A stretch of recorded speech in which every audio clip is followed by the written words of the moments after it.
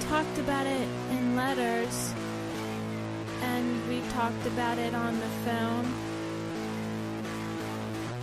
But how you really feel about it, I don't really know.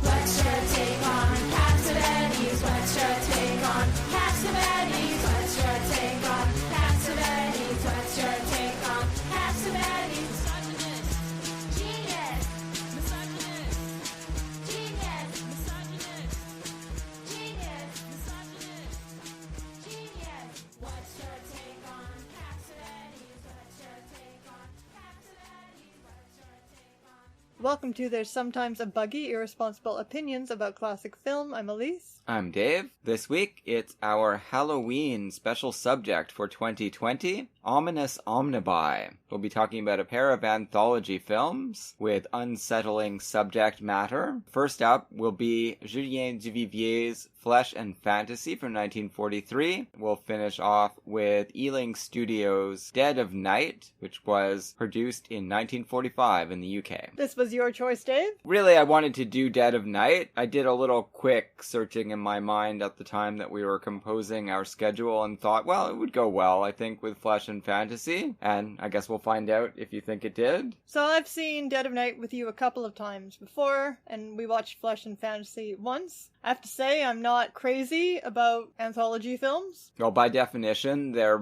more risky than most propositions because you could get large parts of a film, even if you like some of it, that just don't work for you. Well, also when there's no narrative through line. Well, there is in Dead of Night. Well, there can be a framing story, yes, but there's no narrative through line True, for all but of the stories. Dead of Night's framing story, to me, it's one of the most important aspects of it. Flesh and Fantasy is a more typical one where it's kind of perfunctory. Well, I don't know how typical anthology films are. The only other one I'm familiar with, other than that awful Christmas Hollywood one that you showed me with Farley Granger. I love that one. That's terrible. Oh, Henry's Full House. It's not a Christmas one. There's just a Christmas segment, Well, which is great. It's maybe the gift of the Magi. You only showed me parts of it for Christmas. Maybe you didn't make me watch the whole thing. It's another one that's hit and miss, but it's got great stuff in it, I think. It's also got, remember, we quote from it all the time. Richard Widmark, he's the big man. Yeah, but it's really, really bad. That's why I quote that all the time. Just Richard Widmark going, "You're the big man, the big man." And then, of course, there's Max Ophuls' La Ronde. Yeah, well, that's pretty great. Which I do appreciate, but probably would rather just have a normal Max Ophuls film. La Ronde is not as much of an anthology film as Le Plaisir. That one's a real anthology film. Yeah, I guess they're blending together in my mind, and I think I did like La Ronde better. In fact, I know I did. Sure, it's better, although Le Plaisir is pretty good. I only saw either of them once when we went to the Ophuls retrospective at TIFF. My problem with anthology films, other than maybe not having that narrative through line, although that's not always necessary. I mean, what the hell narrative through line does any David Lynch film made recently have? I think my problem is specifically for a set of eerie stories is that none of them are quite eerie enough for me, except, of course, the famous one in Dead of Night. But this time it wasn't so much of a problem for me. I think he worn me down with Dead of Night. Good. I think I am really starting to appreciate it. It's always been one of my favorite films since the 80s. And this viewing, I definitely started thinking about the interrelation between the stories, which did all have different directors. Yes. Unlike Flesh and Fantasy. Duvivier did Flesh and Fantasy by himself, but yes, Dead of Night is a collaborative project. Well, they're not all different directors. There's some repeat directors. So I'm starting to think now with an anthology film, it's not so much about whether each individual story is terrific as how they all work together. That's a good idea. Yeah.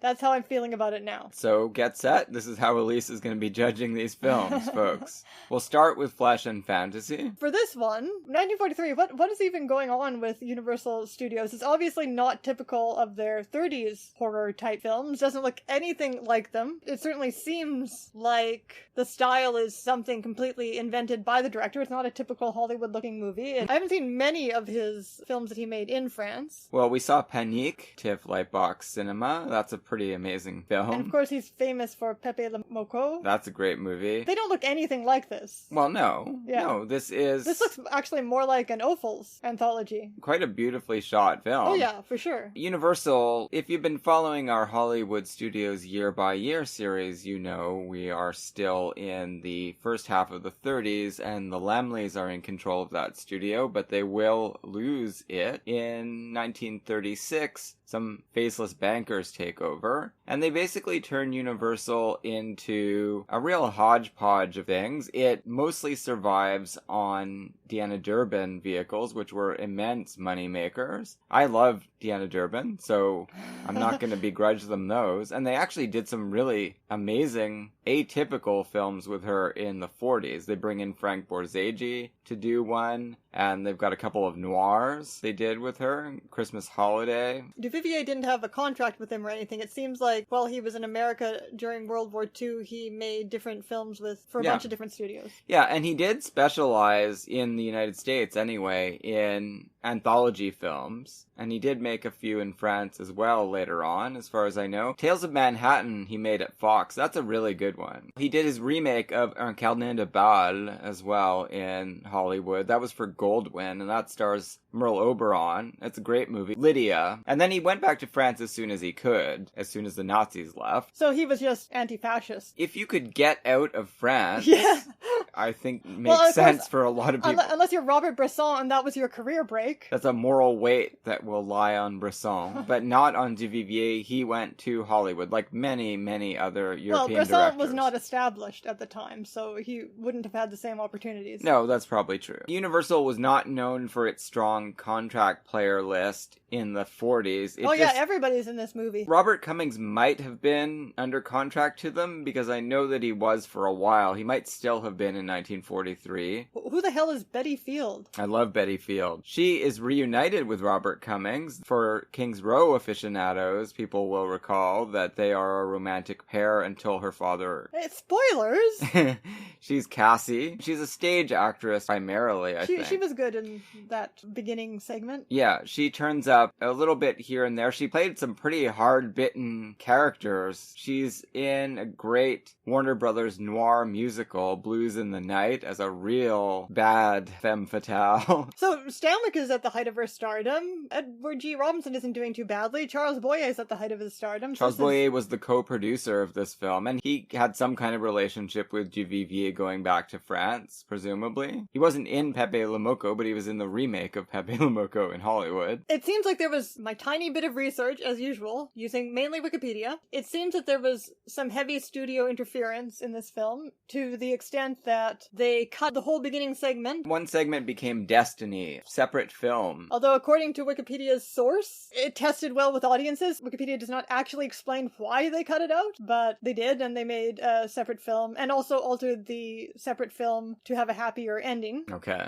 Maybe that's the reason that the two framing, what I'm going to call the framing segments that frame the Oscar Wilde story, maybe that's the reason they pack much less of a punch than they could. But it ends up working well because they do offset what's by far the strongest story. I had to recognize it retrospectively. I haven't read Lord Arthur Savile. Yeah, Lord Arthur Savile. Savile's Crime. I haven't read it since I was 12. It was possibly the very first thing I ever read by Oscar Wilde, having already read Richard Ellman's biography of Oscar Wilde. I did a book report on it for my gifted and talented grade 7 class.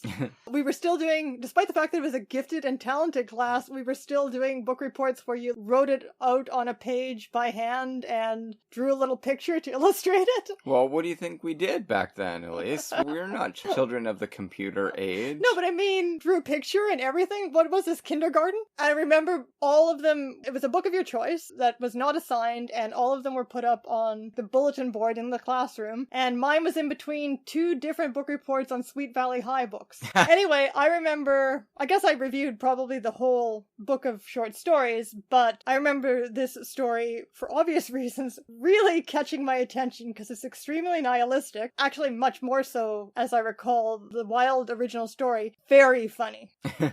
This movie was pretty funny. We're all over the place here. Maybe we should pull back, talk about the framing. We'll talk about them in order, I think. It's the only way to really discuss it in a way that people watching along with us will understand what we're doing. Do you agree with me that that is the outstanding story? Yes, but I kind of like all three of them in different ways. All right, well, you can talk about that. The frame story is Robert Benchley. Now, he's one of my favorite people in literary and pop cultural history. I love Benchley's short, humorous pieces that were collected in books. I have most of them that I've accumulated over the years. You have to scour used bookstores, or now I guess eBay is a good help for that kind of thing. This Benchley, and who's his I don't partner? know the name of the actor. I don't think I wasn't able to find it by looking on Wikipedia either. So those two their role is almost the opposite of the framing story in Dead of Night. Their role is to break up the melodrama and keep things light. It's not doing anything to amplify the creepiness at all. No, it's dispelling it. But it kind of works because these stories are less creepy than, with the exception of the middle one, which isn't even creepy, but we'll talk about that. Less creepy than melodramatic. It's the definition of comedy relief. Benchley comes in, well, he's already sitting there in his comfortable chair at the club, but he looks distraught. His friend comes in and asks him what's been going on. You have another rough night with the alcohol? No, he's been tortured by nightmares. The nightmares prompted by a fortune teller. We never find out what he was supposed to do or not No, do. this all goes nowhere. The friend is really kind of a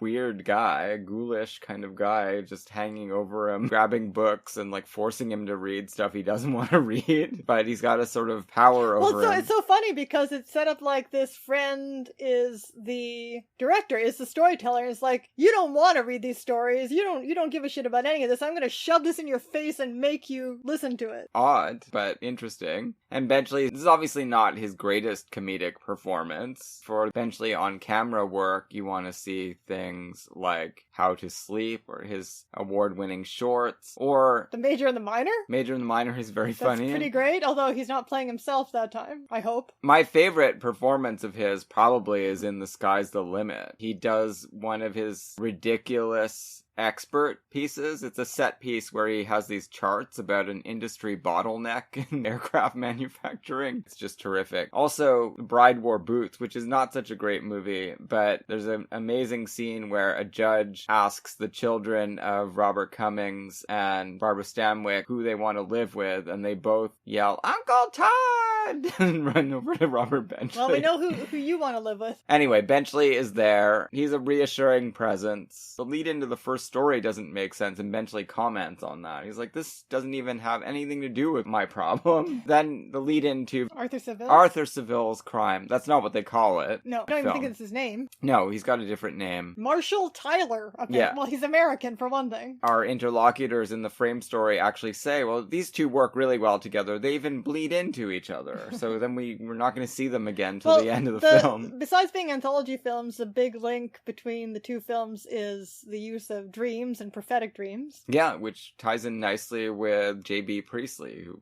we've been reading lately. That's true. That might come up. The first story, a Twilight Zone-y tale. Not really. They would never do anything this gentle and innocuous. Oh, they would. They certainly have, yeah. It starts with a death, a That's suicide. That's apparently the ending of the removed segment. Right, okay. That's interesting. So that's what Destiny was? Yes, yeah. It's Mardi Gras. Duvivier makes the most of that. Visuals are astounding, I think, at the beginning of this. Everyone's gathered around to try to figure out what's happened to this person. Meanwhile, elsewhere, a young lady who wants to go to the festival in a beautiful new dress, but she won't pay for it, or she can't pay for it. The dressmaker that she has hired is refusing to hand over the merchandise with without the money, and she's just a very bitter... So bitter that she can't put on makeup. It's obviously a very simple-minded tale. Okay, so we're accepting that this is an incredibly simple-minded tale with a heavy-handed moral, which even Benchley comments on. What is it you like about this sequence? Love Betty Field's performance in it. It shouldn't be this moving because you know it's what? silly. I actually started almost crying at the point of the transformation. I was like, but I hate this story. Of course, in principle, it's stupid. I don't want to reward them with liking it, but I just couldn't help liking it because it's so moving.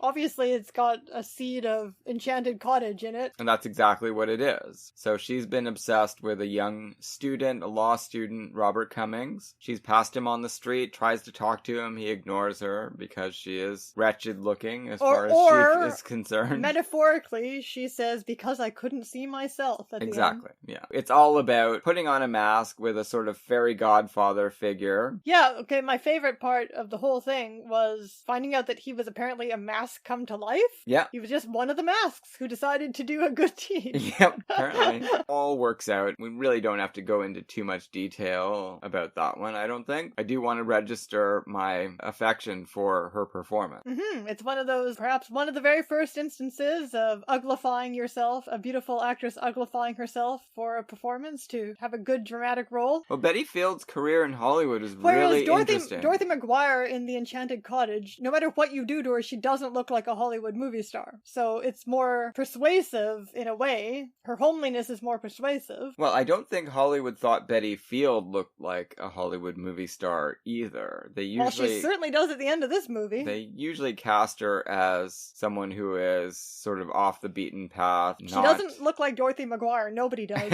No, that's true. But Dorothy McGuire played a very sexy character at times. Very. And many times, and managed to be a leading lady for many decades. Well, I think she's beautiful, and we're definitely going to be covering all of her films in the auteurist oeuvre review sometime down the road. She is not too far down our list of actresses that we're going to be covering. So. Yeah, so this first tale has a lot of atmosphere to it, as well as having this performance to its credit. But to its detriment, obviously, is the very nursery school aspect. Many stories have this basis. If it hadn't been preachily relayed by the mask guy. Yeah, voiceover as well as the characters talking about it over and over again. The fact that they have the Benchley comments on it, again, it feels to me like even the bad aspects of it, the way it is emphasizing itself as a sort of folktale, because folktales always have these heavy-handed morals. That's true. Don't go into the woods. That in itself is part of the entire mood of the movie that's being created, and you kind of have to just take that with it. So next we move into the Wilde tale. Yes. Very radical piece of writing. Well, I don't mean revolutionary, although several people are talking about that, which is something you'd only get in high comedy by Oscar Wilde. I guess the premise here is that this particular social set is made up of sociopaths who loathe each other, yes, and who are just waiting for an opportunity to actually commit crimes. Casting is great too, right? Because you've got Dame Mae Whitty, who was Hollywood's resident lovable old lady.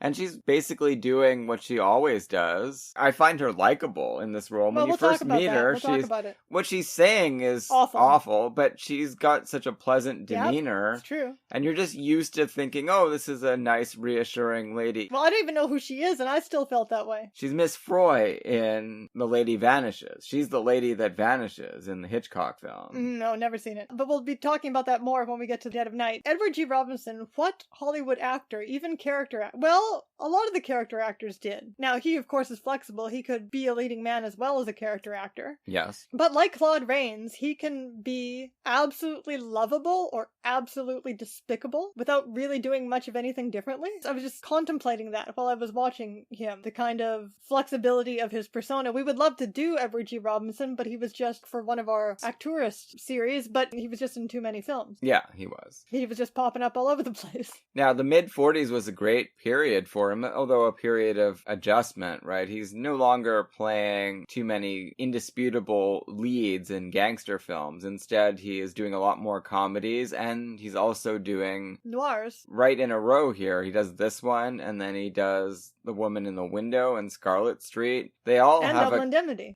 have a kind of uncanny aspect to them. Well, And not al- Double Indemnity, but Also, Night has... what was it called? Night Has 1,000 Eyes?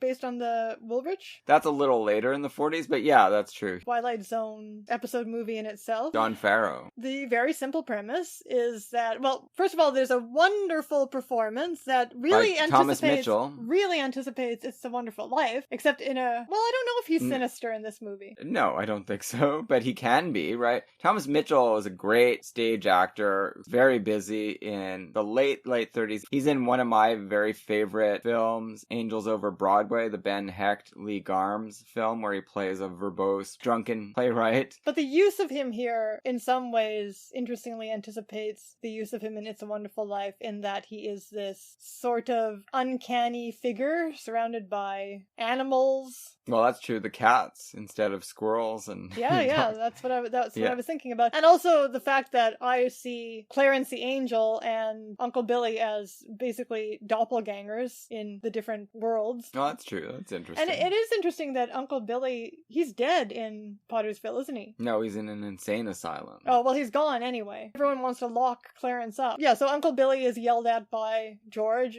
and kind of banished, and then he pops up as Clarence. That's my theory. Anyway, so he is this uncanny fortune teller. Making some pretty outlandish predictions. All of which come true. The one that hits the heart the most and really gets you into it is when he tells this woman that she's going to hear from her husband. He's been dead for 2 years. And then later on in the scene, someone turns on the radio and it turns out that he's been found in Antarctica on his expedition. Kind of stuff that was happening to the British upper classes all the time. That actress gives a great performance, though. Unexpectedly heartfelt moment. True.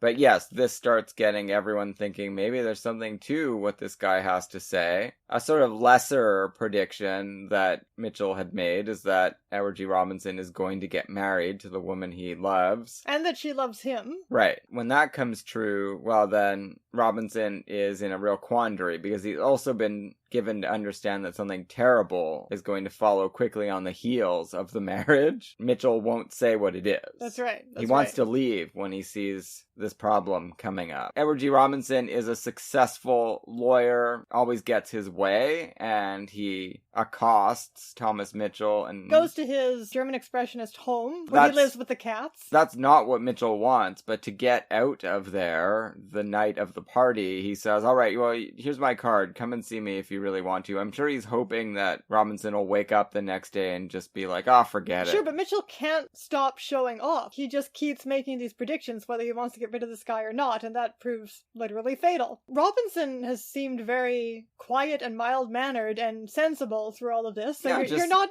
quite prepared for what happens, but Mitchell reads his character when he goes to his home before telling the rest of his fortune, and this character description that he rattles off is basically, you are a sociopath. Yeah. You have no true convictions. You would have made a great criminal lawyer. Edward G. Robinson just reacts to it like he's completely befuddled. That's when he gets the news that he's going to commit a murder. Now, you might think that you would ask, who? That might be a good question to ask if you're trying to avoid this, but that's not where his mind goes at all. No, this is just a black mark on his career. What, I'm going to commit a murder? This is how I'm going to be known for the rest of eternity?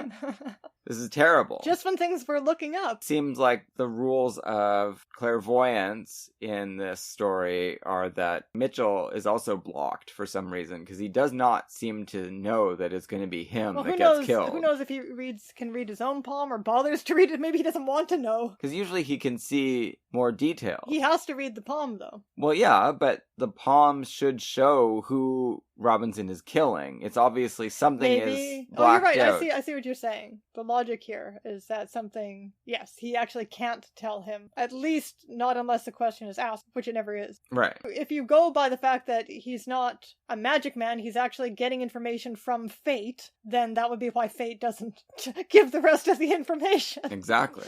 Robinson's reaction to this piece. It would not be my reaction, but where his mind goes is that, all right, I'm going to commit a murder. We're going to have to make our peace with that and just figure out who we can kill. And of course, this is so beautifully absurd. And in the story, although I haven't read it since I was 12, I remember just laughing and laughing through all of this, the way it's described. Just lay it all out. This is just a problem like any other. We're going to figure out who can we knock off and not get caught for it, and we'll even try to bring some kind of utilitarian questions into it, like someone who's near the end of their life, maybe, so that he can feel a little bit better Oscar about Wilde, himself. Of course, hated utilitarianism. Had Right. a real animus against it. There's a moral calculus at play here, the felicific calculus. That's the utilitarian happiness index. Wilde wasn't only a great comic writer, he was a decadent, and he was very interested in the subject of committing crimes. So this is like a comedy noir, basically. Yeah, exactly.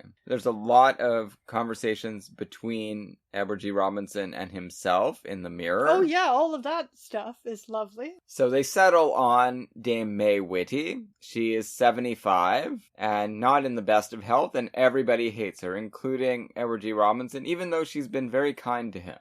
Well, that's what's so interesting, this scene that they have together where he's setting her up to get poisoned. She just keeps commenting on how kind he is and being so solicitous of her health. And it is mentioned that he's always been a favorite of hers, that this abstract information that she's apparently a very hateful woman doesn't really dramatically register, and you do end up feeling terrible for her. The worst we see is that she likes gossip. Yeah. That's not a reason to kill someone. I mean, there aren't any, but certainly not that. Oscar Wilde wasn't into killing people, so the pathos that you end up feeling for this woman might be purposeful.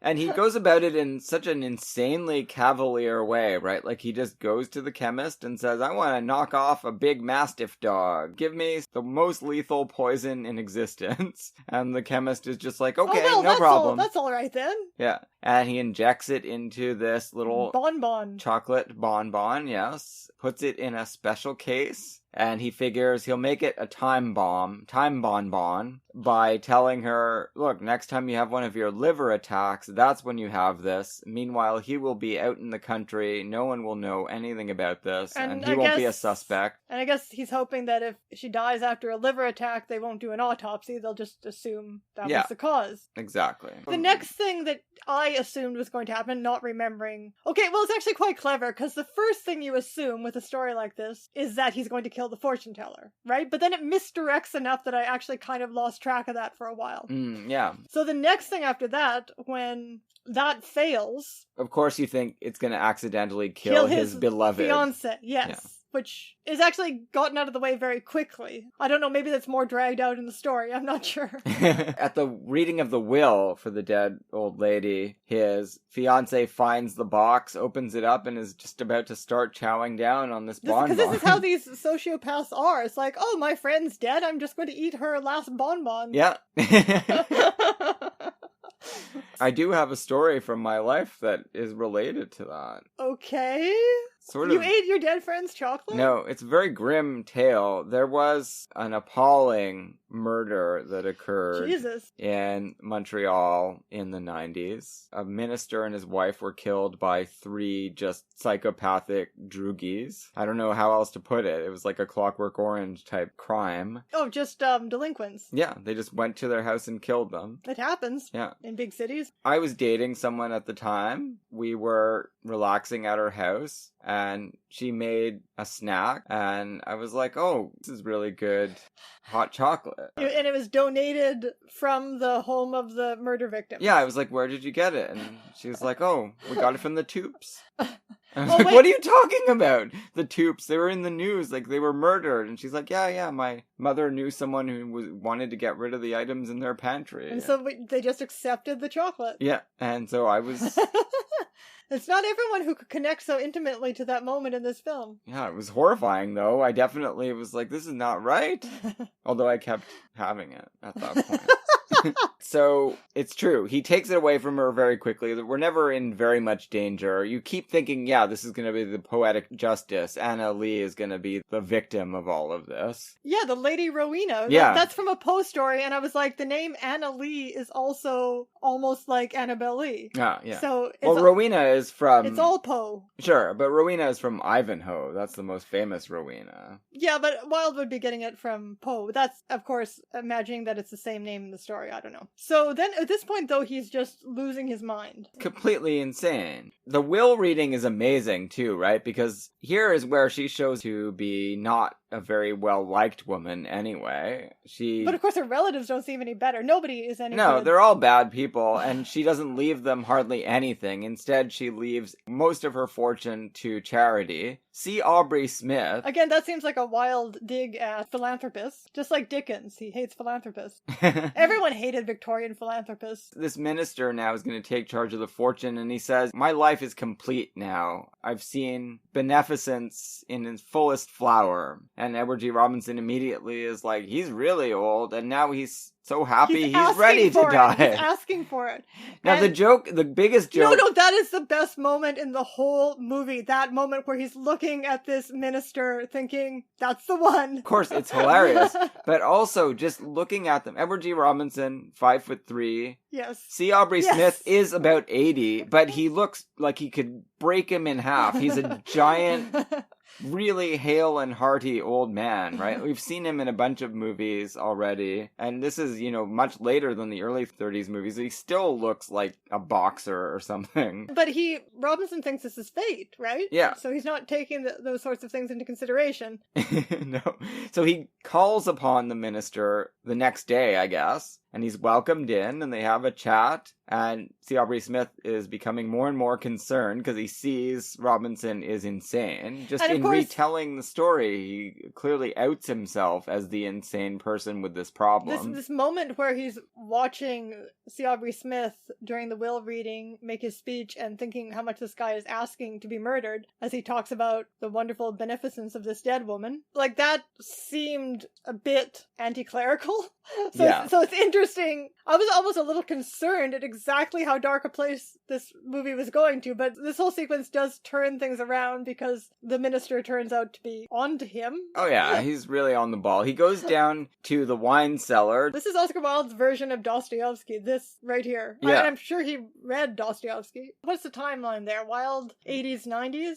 Yeah, Dostoevsky was dead by then, so all of his books were done. Yeah. The wine cellar, it's an amazing sequence. Robinson goes down those awkward steps with his gloves on, ready to throttle this giant. He picks up something to hit him. He tries to sneak up on him and he fails. So then he grabs this giant mallet and he's thinking, maybe I'll bonk him in the head with this. But C. Aubrey Smith is just like, put that down. And at this point he is caught and exposed and runs out into the night. Clearly a lunatic. Now we're right into the heart of the Edward G. Robinson noir performance here. He's just a sweaty mess. Running through the streets. Trying to kill someone or get away from killing someone. This is where he attracts the attention of the Bobby. And he's basically considering suicide at this point. He's been driven... Do you think? That didn't occur to me. Well, he's standing on a bridge looking at the river. He's failed. He doesn't know who he's gonna kill now. Well, that's it. Like, I don't think this guy would commit suicide for moral reasons. He just doesn't know who to kill next. Yeah, he just wants out of this awful predestination paradox thing. Whatever he's thinking, he gets interrupted by Thomas Mitchell walking by at a very inopportune time. But it is the ideal time for fate. I'm still not sure how Edward G. Robinson even kills Thomas Mitchell, because Thomas Mitchell is much bigger than him. Yeah. But, fate wanted it this way. Willpower. So.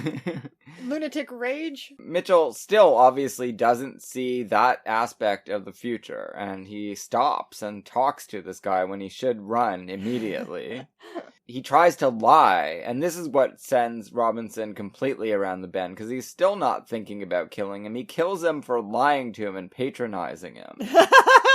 Right? He's like, no, I looked at your palm again. It's true. You're not going to murder anyone. It's over. Don't worry about it. You're the cause of all of this. If only he could just accept that and go home, his life would be fine. See, Aubrey Smith probably wouldn't even say anything to the authorities. So, but of course, all of this is about the idea that this fortune telling is just triggering a psychological complex already within you. Murder. And then Robinson, I mean, people see him do it. This is not skillfully done. This is not done in a stealthy manner. He sprints off into the night. Everyone's chasing him and he collapses and he brings us all the way into a circus encampment where the next story takes over. So obviously the most terrifying part of this story is the no-net high-wire act. Yeah. Terrible thrills. I really like this story. I think Charles Boyer is excellent in it. So anyway, he nods off and has this horrifying dream of falling. Now, Stanwyck is, of course, being completely typecast here. This is basically Remember the Night all over again. It's relying on intertextuality, that we're going to, as soon as any hint at all is dropped, we're going to start thinking about her as a criminal, as in Remember the Night and the Lady Eve. Yeah. Right. Especially Lady Eve, I think, would be fresher in people's minds. It was a little bit closer in time, and on a boat, criminal on a boat. Yeah, although the situation is closer to, or the arc is closer Yeah. to Remember the Night. Yes. I guess one of my disappointments here is that Stanwyck doesn't pack as much of a punch as usual. She needs directorial attention. I mean, this really shows you how much she benefits from directorial attention. And obviously, this is just a small part in a small part of a movie. I think she does what's needed from her, but yes, she doesn't take over the whole movie like she would in a Capra film or a Sturgis film. Yeah. Or a Lyson film. Yeah. The beginning, it feels like the whole story is going to be, again, about, is this a self-fulfilling prophecy? It gets into your head that you're going to fall because of the dream, and then, of course, you could make yourself fall because you're so nervous about it, and he's looking for the signs. He's looking to see if Stanwyck is in the audience, because she is the trigger in the dream. Obviously, I kept thinking of that great Twilight Zone episode. Maybe my favorite, other than the couple of great time travel, Willoughby and Walking Distance, and then the cat lady one with the dream. Perchance to Dream. Yes. That may be my third favorite ever Twilight Zone episode. Everybody watch it this Halloween if you've never seen it. Maya the Cat Girl. Find it and watch it now. It's a beautiful episode. I love Shadow Play, too. That's a great one. Which one is that? The guy keeps dreaming that he's being sentenced to death for committing murder. Yeah, that's good, but not nearly as good. Oh. He sees Stanwyck wearing certain earrings in the audience. Now, he doesn't see her in the crowd, right? Liar earrings. Yep. We still don't know what predictive value this dream has, because maybe the night where she's in the crowd has not happened yet, right? She doesn't show up until he goes to America after this, but he completely fails on this last night in England and has to retreat. And it's quite a distressing act anyway. He's pretending to be drunk. All the kids in the audience love it. Oh, it is by far the most terrifying thing in the whole movie. Yeah. And this whole idea that, I mean, I'm sure you couldn't legally get away with this anymore, doing high wire acts without a net. Can people do that? Can they voluntarily? Well, I mean, I guess you can do all sorts of tricks and stunts. I have no idea. If a circus has an owner, then wouldn't the owner be liable? Like, I just don't understand. I don't think you could get insurance for it anyway. Jenny's parents died this way, as well as Dick Grayson's. A wire broke, yes. Yes, so, I mean, that, I guess, was a thing in the Victorian era. Well, no, Dick Grayson's parents were murdered. Weren't they murdered? They were shot. Are you sure? In the air, yeah. Oh, they were shot in the air? Yeah, by... Okay, so by Dick Grayson's time, then they weren't doing it anymore, but in Jenny Appleton's time, they were still doing no net. I don't know if they had a net, but it wouldn't have helped them if they got shot by Boss Zuko. Jenny's didn't have a net, though. No. That's what I'm saying. Yeah, that's 1910. Yes. Yeah, so quite a bit before Dick Grayson. Well, wait, when did Dick Grayson's... 39. Glad we got all that straight. I don't think I ever knew they were shot in the air. Oh, I did look up, though, Freud and dreams, because this is going to be very relevant. Freud and movies. Oh, Freud and movies. Yes, Freud and movies, but these movies, many people like to draw analogies between, in film criticism, between movies and dreams, especially this type of movie. Cinema's oniric aspect. And I actually found an academic article written on Freudian movies, and he hated them. Yeah, it's too bad, because there probably would have been a lot of interesting fodder for him in them. Well, he had all of literature, so he didn't really need movies. No, he didn't need them. But... He said that his theories were just a summation of the history of literature, basically. Yeah, Dickens and Dostoevsky. What the poets had discovered. Well, mainly a lot of romantic poets, too. But Dickens was huge for him. Was he really? I didn't know that. And Dora. He takes the Dora... Are you kidding me? When does he do that? David Copperfield. Well, you know... Oh, yeah, no, but that was from David Copperfield? Yes, that's Dora. No, I didn't know that. Well, see, I don't know Dickens. That's why he calls her Dora. It's a case study. It's not her real name. I don't know Dickens very well. I knew that, but I didn't know he got it from Dickens. And that was a little digression. But yes, we're still talking about dreams, so Freud, keep him in the background here.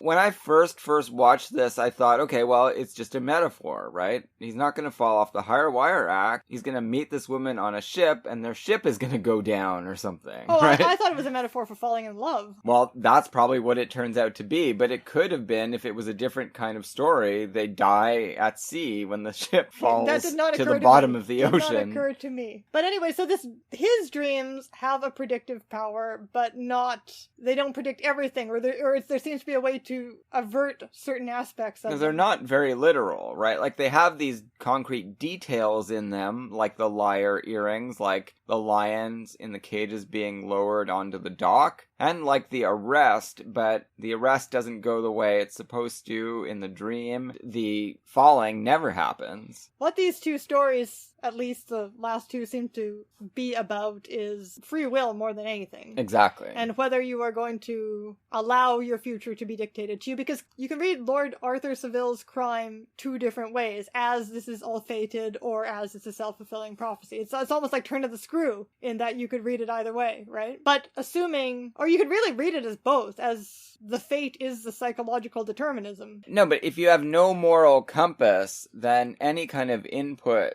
that gets into your head can cause you to do unspeakable things you never would have done. This is what he explores in the picture of Dorian Gray, Lord Henry Wotton's terrible moral influence on Dorian, who is also like an amoral narcissist who has no convictions. Benchley is supposed to be wrestling with a big dilemma about whether to do something or not do something, and either way now it's going to be prophesied by something, and he feels trapped. And Lord Henry Wotton is an analog, a version of Wilde himself as the... corrupter of youth? Yeah, like Jimmy Stewart in Rope. Yeah. Yeah, the corrupter of youth with his amoral aesthetic ideas. But then turns out to not really mean any of them.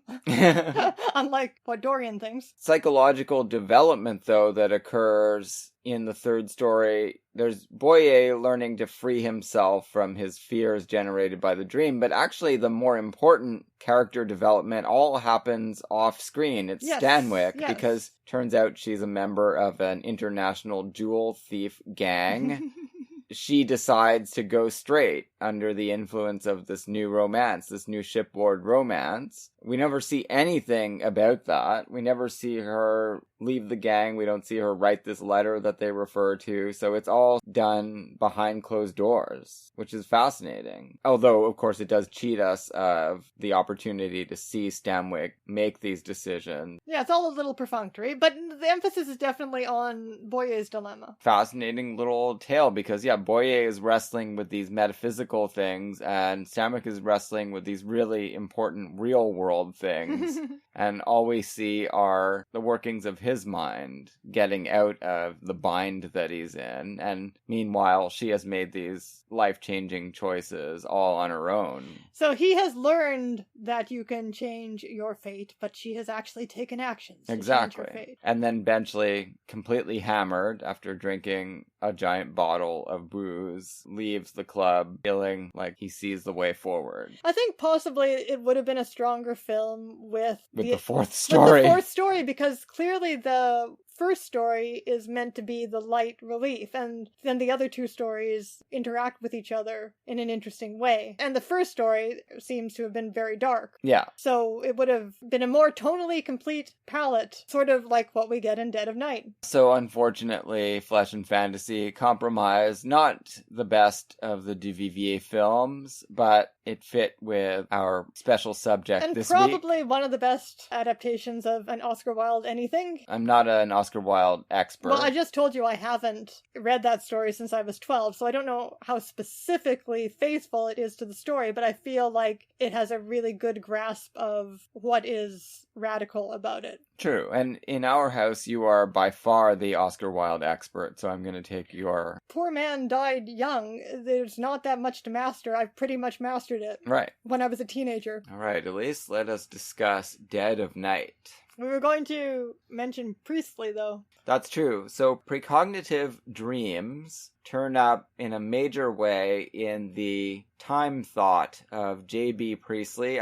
Who was a major public intellectual in England as well as writer. We've been exploring this lately. Well, all around the mid-20th century. And we did talk about him a long time ago. In the first time travel iteration of this podcast, time Dangerous travel movies. Corner was a really interesting little RKO film from 1934. I might want to revisit it someday. Definitely when we're getting back to scheduling more episodes, I'll probably pick a whole pack of... Pick a pack of Priestley. Exactly. Priestley time-related tales. Last week I read Man and Time, which... Which you actually bought me for my birthday, but then you ended up reading it first. That's true. It features Priestley's ruminations on time in art and in his thinking about the cosmos. I, as you may know, am very interested in time as a literary device. I wrote a time travel novel. I'm kind of working on another one now, a different kind of time displacement novel. Yes, and so am I in a way. So we love it here. We love thinking about time. Now, I don't particularly love thinking about time displacement as a real thing outside of human psychology. But he ends up not really thinking that either. He ends up thinking that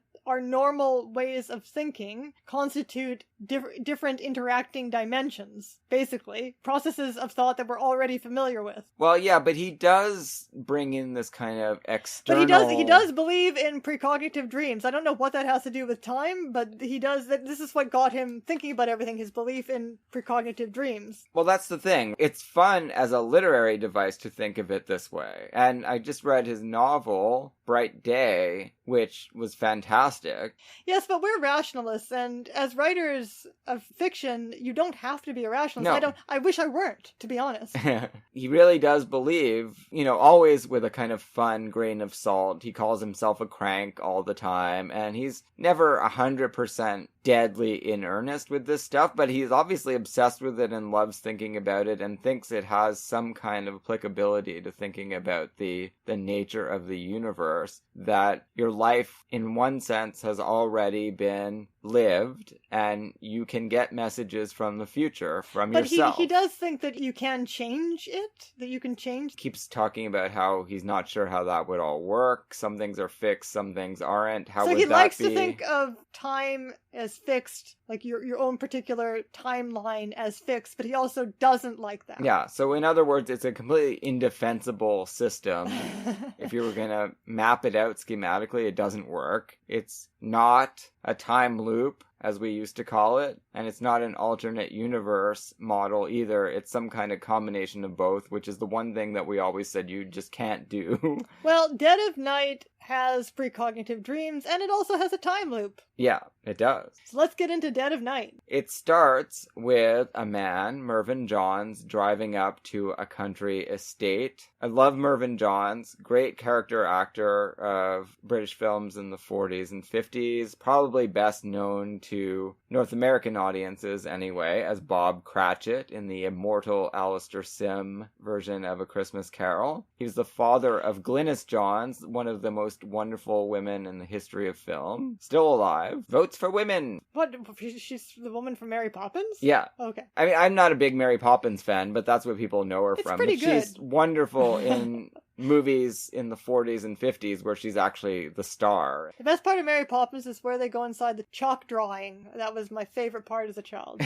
Very big influence on my imagination. He drives up. We don't really know what he's doing there, actually. They don't actually say, but he's coming to visit. He's there in some professional capacity. They do mention that he's an architect. Yes, they do. He's met on the path by Roland Culver, another great character actor. He turns up a little bit here and there all over the place. He's he's in Life and Death of Colonel Blimp, talking about how to get on in the army, avoid politicians like the plague, and he's giving a running commentary on the, at that time, in progress Hound of the Baskervilles. Anyway, in this one, he is a kind of bluff country gentleman who Yeah, says... with a sort of tweedy, dowdy wife. No, it's his mother. Oh, yeah, I guess she'd be really dowdy if that was his wife. Yeah. So he invites this guy in, Mervyn Johns, and shows him around. Mervyn Johns keeps acting a little bit freaked out because he's sort of half anticipating everything that's going to be said, and he seems to recognize his surroundings. And again, we're not really told why until a bit later in the film. Not that much later. And he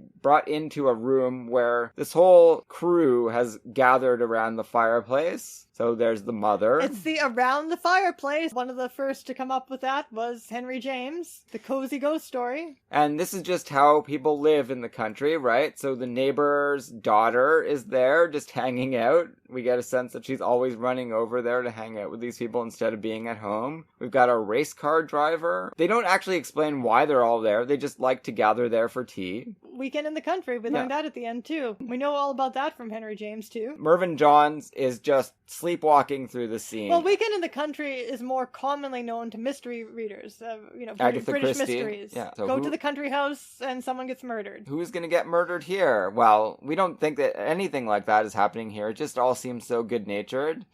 There is a psychiatrist there as well, with a German accent. And Mervyn Johns just stumbles through the room, and he finally has to explain why he's acting so strangely. They're all trying to be very solicitous. They figure he's had a hard drive or something, and he says, no, I've seen you all before. I've met you all here before, and I don't know how to explain it, because obviously I've never been here. It starts to come back to him that it's all from a dream, and of course, this is all before Twilight Zone was on television. Well, yeah, Long obviously. before. This is very much something that informed the Twilight Zone. The influence of this film is vast, as we will discuss. Yes. It certainly influenced Hitchcock. There is a Twilight Zone episode about a demented ventriloquist played by Cliff Robertson, right? Like they do their own the great version. Cliff Robertson. It's certainly not as good as this ventriloquist Couldn't be. tale. They're all intrigued. They've all played an ongoing part in this man's recurring dreams. He doesn't even remember the specifics, but he knows it's all going to go horribly wrong. And he starts to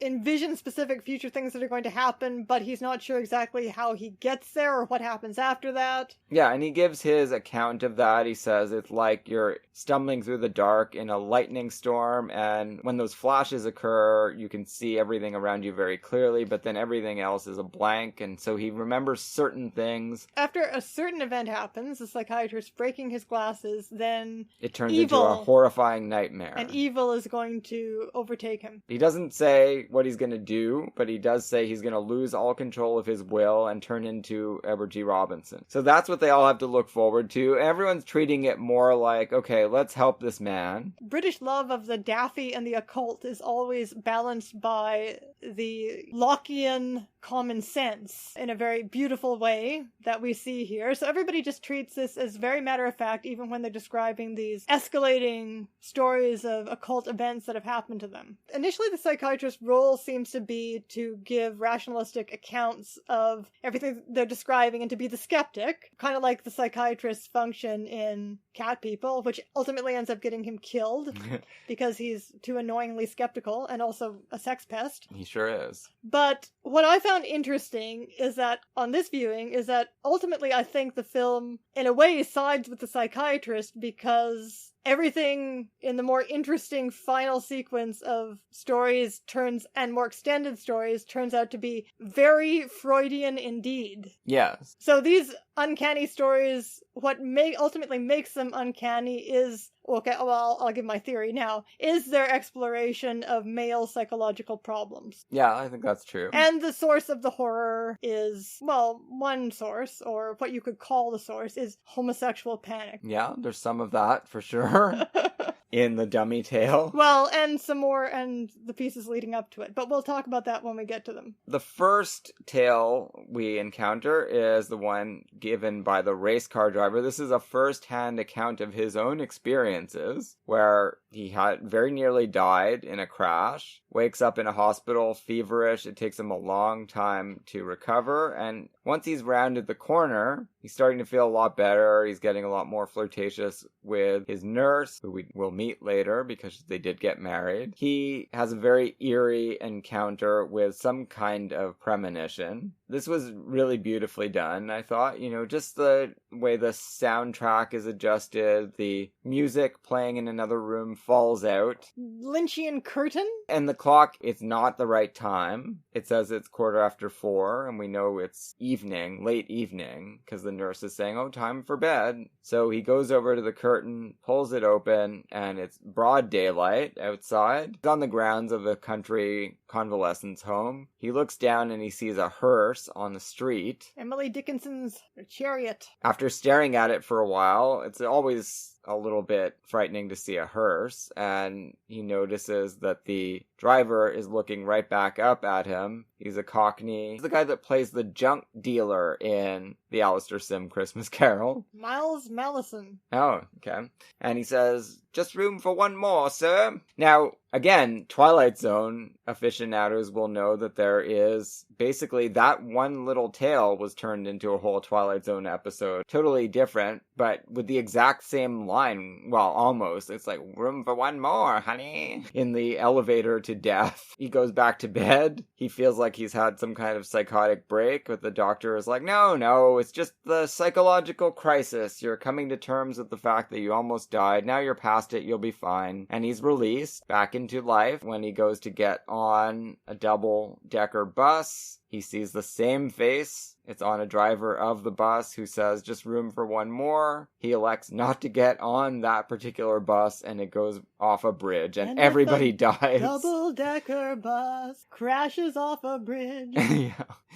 I wonder if Morrissey was thinking of this. Yeah, I don't know how much double-decker bus crashes you get in British media, but... That is a grim tale. Certainly Morrissey saw this film. He was well-versed in British film, and I mean, this is a classic. All those people died, but the race car driver survived, and he's like, so what do you make of that? He's pretty lighthearted about all those other deaths, and everyone sort of mentions that, like, maybe it would have been nice for the other people to get the memo as well. But this is the British macabre that I'm talking about. This is where everyone is just very blasé about, 100 people died. Yeah. What do you but make of that? Not me. I got the warning.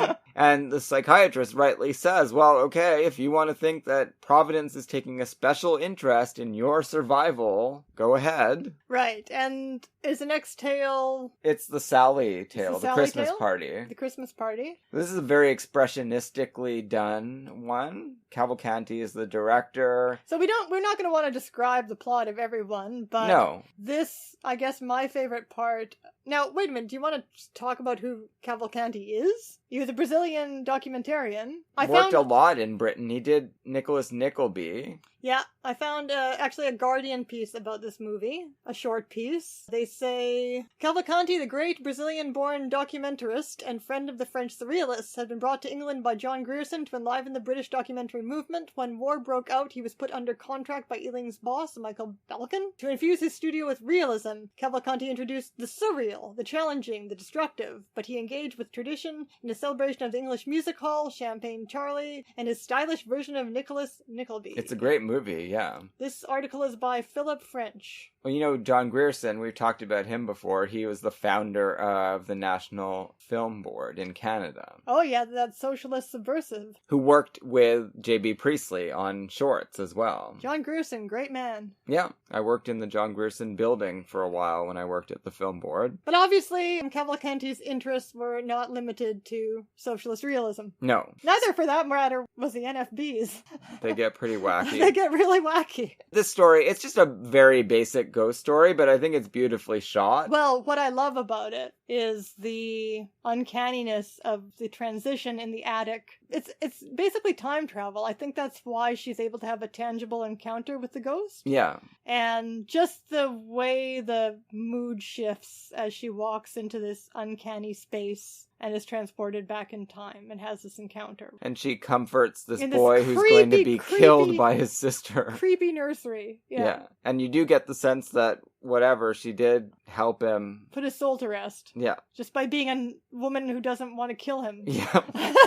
So already the male anxiety is coming out here. They play sardines. I don't know if you know that game. I actually met people later in life who play sardines. I knew it from this movie. It's hide and seek, but with the extra wrinkle that when people find you, instead of just yelling, I found them, they all have to pack into your hiding space. Which seems to be an opportunity for petting. Well, yeah, exactly. So we do get some of that. Sally Ann Howes has to defend herself from a pretty handsy host. There's some more macabre humor with her later when her mother comes to take her away and she announces, what's his name? He's going to attack me savagely. Mervyn Johns? Yeah, what's the character's name? Walter Craig. Mr. Craig! Mr. Craig is going to beat me savagely or Yeah. whatever. Yeah, because that's one of the signposts that How thrilling! Yeah, that's the Christmas party one. Then the next story is The Mirror. I have always found this one incredibly creepy as well.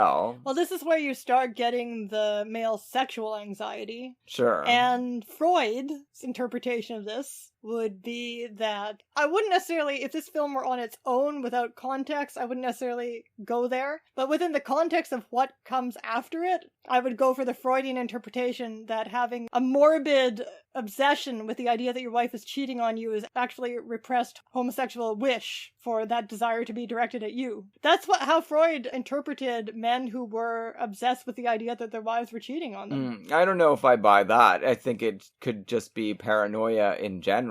Well, what would add to it? Well, I'm trying to think of how the pieces work together. Sure. And what adds to this interpretation is the fact that the man who kills his wife in the historical, like in the ghost story, is effectively castrated. He's an invalid. Which actually comes up again with even though these stories were separately written, who knows if they were supposed to have these resonances, but they do, because this idea comes up again with the dummy who can't get around. Castrated at the legs. Also the fact that the wife, because obviously this has certain resonances with the Whale uncanny movie that we talked about. Kiss Before the Mirror. In our last Universal episode. I think it's important that it's both the wife who buys him this mirror and the wife who destroys it. So she is somehow participating in this psychological problem that they get into together. Which is something that is wrong with their marriage that they can't acknowledge, because they're about to embark on this marriage and they both have misgivings, whether it's her wanting to sleep with other men or him wanting to sleep with other men. There's a problem here, right? That they haven't dealt with, and that comes out with this mirror event. Right. And she really is the protagonist of the story, right? He gets ensorcelled by this mirror and then he's just useless male material. He doesn't do anything to get out of the quandary either. She has to take all of the action, for sure. Yeah, so she is... Googie Withers, right, yes. She is Googie Withers, and what I found fascinating about her characterization is that she at first seems like this very silly, frivolous woman, and then turns out to be very strong-willed and very deeply invested in this marriage. Yeah. To the point where she nearly gets killed, and devoted to helping him through this, whatever his psychological problem is here. That has to do with Guy, this man that they talk about, Guy. Well, Guy is the friend-zoned third wheel. But for some reason, the husband is not willing to leave it at that, not willing to accept that this is a joke, that they talk about her interest, or the mutual interest there. Well, they blur that, right? Because he really does sound like he takes it all as a joke at the beginning. Then he says, no, I pretended it was a joke. Yes, but obviously, if this is not all his unconscious, then what is the point of the story? Otherwise, it's just a very potboilery tale of possession. They give you that option as well, because he's just saying the same stuff that this murderer had said in 1835. Yeah, but obviously you don't want to take it that way. No, it's true. But the movie gives you that out if you want to. And also he becomes...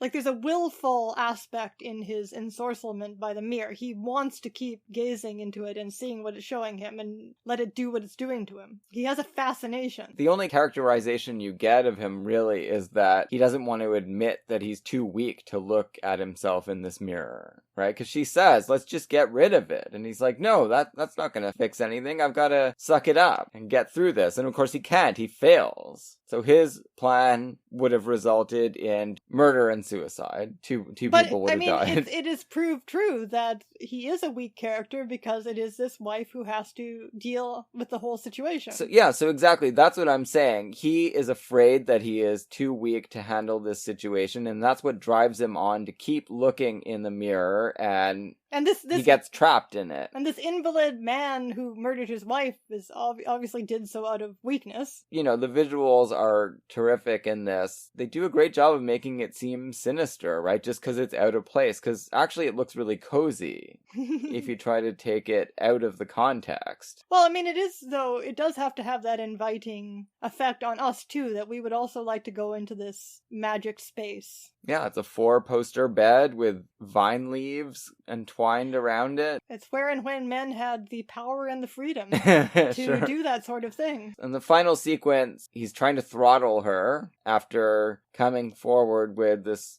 different interpretation of their lives together and Guy's role in everything. And she realizes whatever's going on here, I have to destroy the mirror, and she breaks it. He does sit down. Well, she has her golden bowl moment where she goes to the antique shop where she found this wedding present. Yeah. Right? Again, a wedding present. So James in the Golden Bowl is working with very folktale-ish ideas of cursed objects given as wedding gifts, right? Well, that's true, yeah. Similarly, this is what this turns out to be, but it's the bride who gives it. So that's kind of the most intriguing part of this whole story. I would like to write an essay about this movie now, but so far I've only got notes, not complete ideas. Yeah, if you want to go into gender normative ideas, it is really odd for a wife to be giving her a mirror husband too. A mirror, exactly, where he's supposed to narcissistically, homoerotically gaze into. Exactly, and the women are supposed to be looking at themselves. The man is supposed to be looking at the world, not at himself. Right? If he's a real virile man. Yeah. So who knows? Got to do some more thinking about this one. Then we go to the comedy. Well, the way this film is structured, we have first the two little odd tales, and then we have this longer mirror story that ends with out-and-out gothic horror. Although no murder. Yeah, but an almost murder. Pulled back from the brink, yes, because of her heroism. Then we have this comic interlude before the really out there, full-blown crazed story, and then the epilogue. Yeah, and the comedy piece is comedy relief for us and also for the characters in the story. Roland Culver tells it as a way to try to talk Mervyn Johns kind of off the ledge. He's trying to leave. He's really wants to get out of there. He knows the doom is coming. And everyone just thinks, well, we can't let this guy drive off into personal hell. Like, he's obviously suffering and he's better off staying with us. Right, and we've just, encouraged the morbid mood by this whole discussion, which is revealing a lot of very private stuff. Mm-hmm. This whole discussion of these marital problems. Roland Culver tells the golfing story just to try to ease the tension. And I believe this part was cut in American releases, and you can understand why. No, but that's very foolish, because it's absolutely integral to establishing the tone and the structure, and even the themes of the movie. It's true, but I think they figured Americans would really hate this. Now, these guys, Radford and Wayne, they were famous, right? Because in The Lady Vanishes and Night Train to Munich. They played the same cricket-obsessed characters in both of those movies, even though there's no other connection between the movies. Yeah, so I did some research on this, and they were introduced in The Lady Vanishes. Then they became an incredibly famous double act. Yeah. Based on that, and appeared in a bunch of films playing similar but different characters. Well, Night Train to Munich, they're the same characters. They're the same two guys. With the same concerns. Although they get even more involved in the action in that one. Like, they have to knock out Nazis and take their place. So, watching this time is what made me realize that Ventriloquist story at the end is a story about a double act. And that's why this is a fitting segue into it. These two men are absolutely interchangeable in their identities, which is proved by the sex/rape joke. Oh yeah, at the end of the movie, at the end of the segment. It's a horrifying ending from any sane person's perspective, but I think it's meant to be partially a sour note. You can give them some credit for intentionality, maybe, although maybe not as much as you'd like. Some audience would have just thought that's funny. She's got a different husband now. everything's interchangeable. Yes, but she herself, I mean, you are supposed to feel a sour note at the end for sure. It's very disturbing. But she herself sees them as, that's how it all starts. She sees them as interchangeable. She is all for the way they decide to resolve the problem. So yeah, she's part of the problem, whatever it is, right? Because she doesn't see any difference between them. And they're totally different. What do you mean, in appearance? Yeah. Yeah, they are different in appearance, but otherwise they are completely interchangeable. Yeah. So their obsessions in order are golf. Each other. No, not at all. Golf, this woman, and then their friendship, but their friendship in a weird sort of Warner Brothers cartoon way where they despise each other? No, they're just rivals. They're friendly rivals. Off the golf course, they are best friends. He really does seem to want this ghost to go away now that he's married. Because he doesn't want the ghost to see him having sex. That's the only reason? Yes, that's the only reason. That's not plausible, though, because I don't see why he'd have a problem with that, given the nature of their relationship. Well, that's what we're being told in this story, that's the real problem. He can't take his clothes off and have sex with his new wife while his friend is in the room. So really, what this is about, the way this woman is a mediator between these two identical men who share an identity, right, is that she is for having sex with. Exactly. And she thinks that they are interchangeably also for having sex with. They can't have sex with each other. That's the only thing they can't do with each other. But of course, they like golf even better than sex. Oh yeah, that's clear. He's perfectly willing to give up the marriage, but not golf. And that's the bargain that the ghost makes with him after committing suicide because he's lost at golf and lost this woman who is the female love of his life, the female and human love of his life. And Radford is a cheater, so that is revealed after. Well, that's the only way he could beat him because they're identical, right? So only by cheating could he best his friend. I'm sure his friend would also be willing to cheat. I don't know. I think the movie does make that distinction between them, right? Like, so the one who winds up coming back to Earth and taking over as the husband is the one that had superior ethics. Oh, so the angels have arranged for him not to be able to disappear, because that's the only reason. Yeah. Because his friend is not a ghost, so why does he disappear unless the angels have taken him? Yep, they've taken him. Just so that the other one can step in and have sex with the wife. A wrong has been righted by heaven. Poetic justice is done there, and it's a real silly-ass tale. But that's the only asymmetry, that the one cheats, corrected by heaven. And Roland Culver was witness to some of it. He saw some of the poltergeist shenanigans on the golf course, so he's able to relate this tale. So the only thing that's going to throw this woman a little is if they haven't corporealized this guy, he's still invisible to her. Do you think they corporealized him, the angels? Well, it's never stated directly, but How are they going to have sex if they didn't? No, I think, Radford is now dead and Wayne is alive again. Okay. That's what I think, but they don't say that, you know. And we know she's going to be just as happy as soon as she's over. I'm not even sure she'll be shocked, given the way that she's been portrayed. Exactly. So it's all fine. Well, no, it's not fine. It's really fucked up. But I think the movie is at least most of the way aware of how fucked up it is, right? It's not treating it just as a joke. So the question that's raised, the very serious question that's raised by this segment and explored in the next is, what is a double act? So I've done a lot of thinking about this question, Dave. What is a double act? I got really obsessed with Martin and Lewis. Oh, you did? That's true. For a few years, and so I did a lot of thinking about how this question plays out in Jerry Lewis's career. This uncanny segment is really uncannily anticipates a lot of the subject matter that Lewis explores in his film, especially something like The Nutty Professor, where he plays both the Jerry Lewis and the Dean Martin role. And the way the way Lewis talked about Martin and Lewis, the phenomenon, is that when he met Dean Martin, he just knew that this was the counterpart necessary to create this idea he already had in his mind of the handsome man and the monkey, as he called it, right? Right. The loser and the suave, successful, heteronormative man. And this dichotomy that he had in his head, already it was an internal duality, because he was always obsessed with the story of Dr. Jekyll and Mr. Hyde, and finally kind of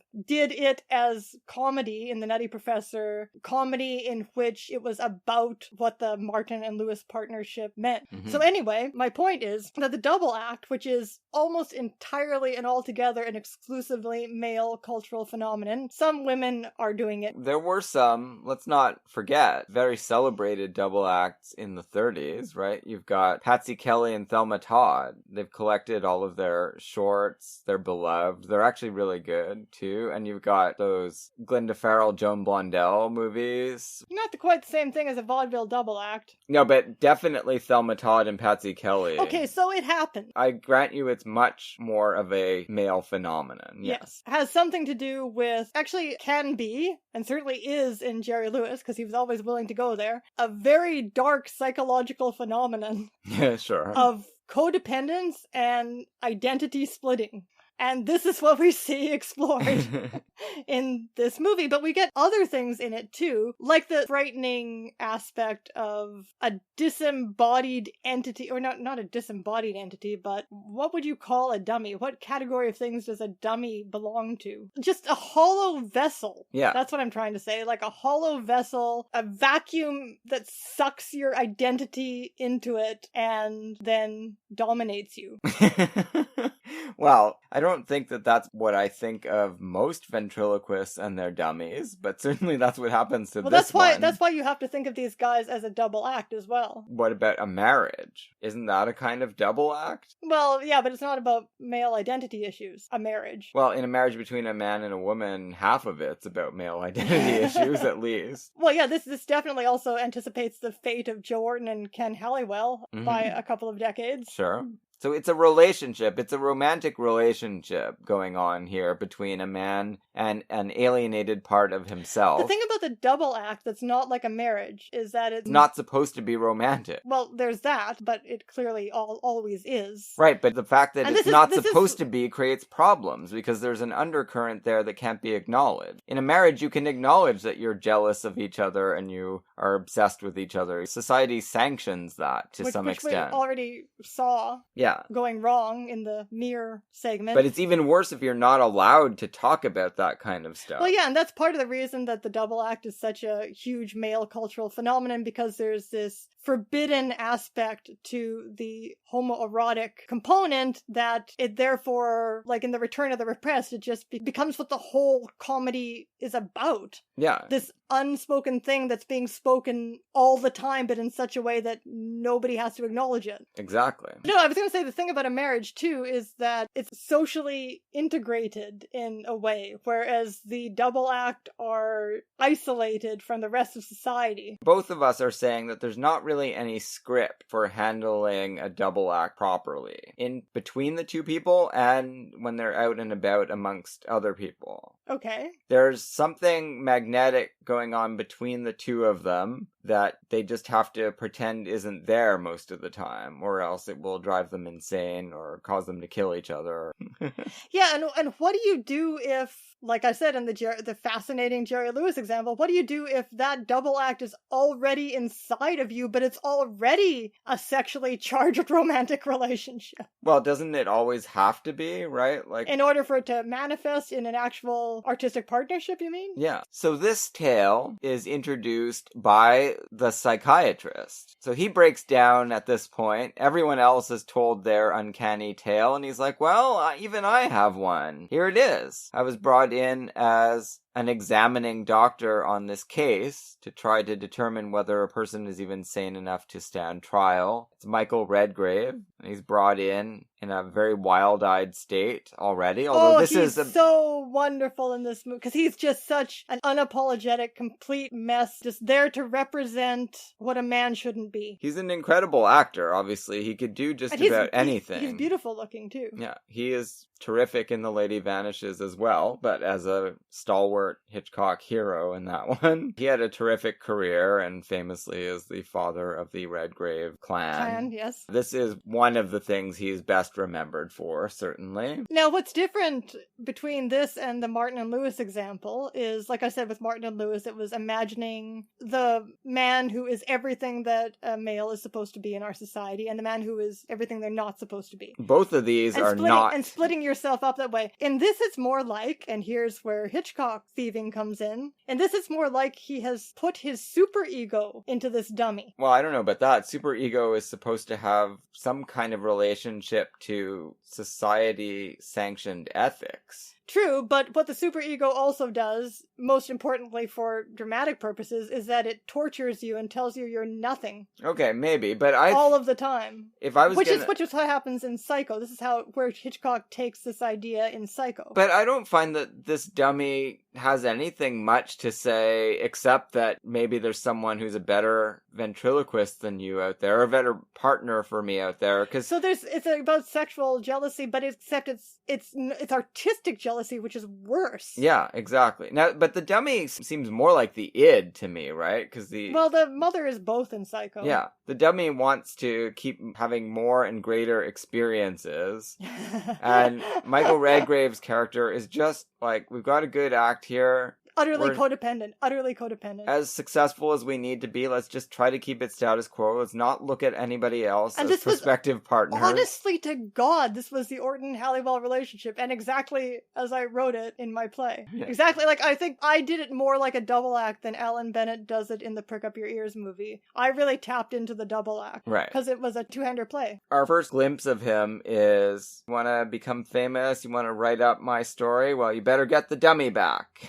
Get Hugo back and I'll talk to you. That's his last word on the matter. He's pretty decided, and so they actually have to get most of the story from the written statement of the person who was almost killed, a rival ventriloquist, Sylvester Key. And so that's how the majority of the tale is related. So we encounter Michael Redgrave from the outside here. He doesn't tell us anything about what he's been going through himself. It's witnessed by this person who stumbles onto this odd psychological phenomenon. And where is this supposed to be set? It's in Paris, right? It is, right? With, of course, the background of the black female entertainer and owner of this club. Great character that Hollywood probably wouldn't have been able to have a character like this in the 40s. And that refers to the same sort of background that James Baldwin was talking about, of black Americans being able to escape the virulent American form of racism by going to Europe, and specifically France. Not that Europe was free of racism. People could be treated as totally exceptional in that situation, and there weren't a whole bunch of Jim Crow laws to deal with and the weight of the history of slavery. Now, European countries were involved in slavery and imperialist exploitation, but they were mostly doing it in other parts of the globe, and it was so far away they didn't have to think about it. So they didn't have to feel so guilty about it that they did even more horrible things in the present. Surely France had outlawed slavery by this point? Because America was the last, weren't they? No, they weren't the last. Slavery was gone. Oh, you're just talking about the horrors of imperialism in general, not slavery specifically. Well, exactly. Imperialism was going strong in the 40s. Most of those countries in Africa that France owned and continued to exploit in different ways didn't get independence until the 50s and 60s, right? So this is just a bit of cool social context, maybe introduced by Cavalcanti. Yeah, probably. The documentarian. Brazil, interestingly, was far later than the US in getting rid of slavery, right? Only ended, it was 1889, and there were major slave revolts that were happening throughout the 19th century there. If he was a friend of the French surrealists, he might have been familiar with this social milieu in France. I'm sure, of course, yeah. So anyway, she's a cool character. She's friends with Sylvester Key, who is an American actor, or a British guy doing a really good American accent. I feel like he must actually be American. He's a sort of genial, balding guy, sits down to appreciate the work of another master of his métier. You get no sense at all that this guy has ulterior motives or is trying to undermine... Well, not until the framing, the epilogue.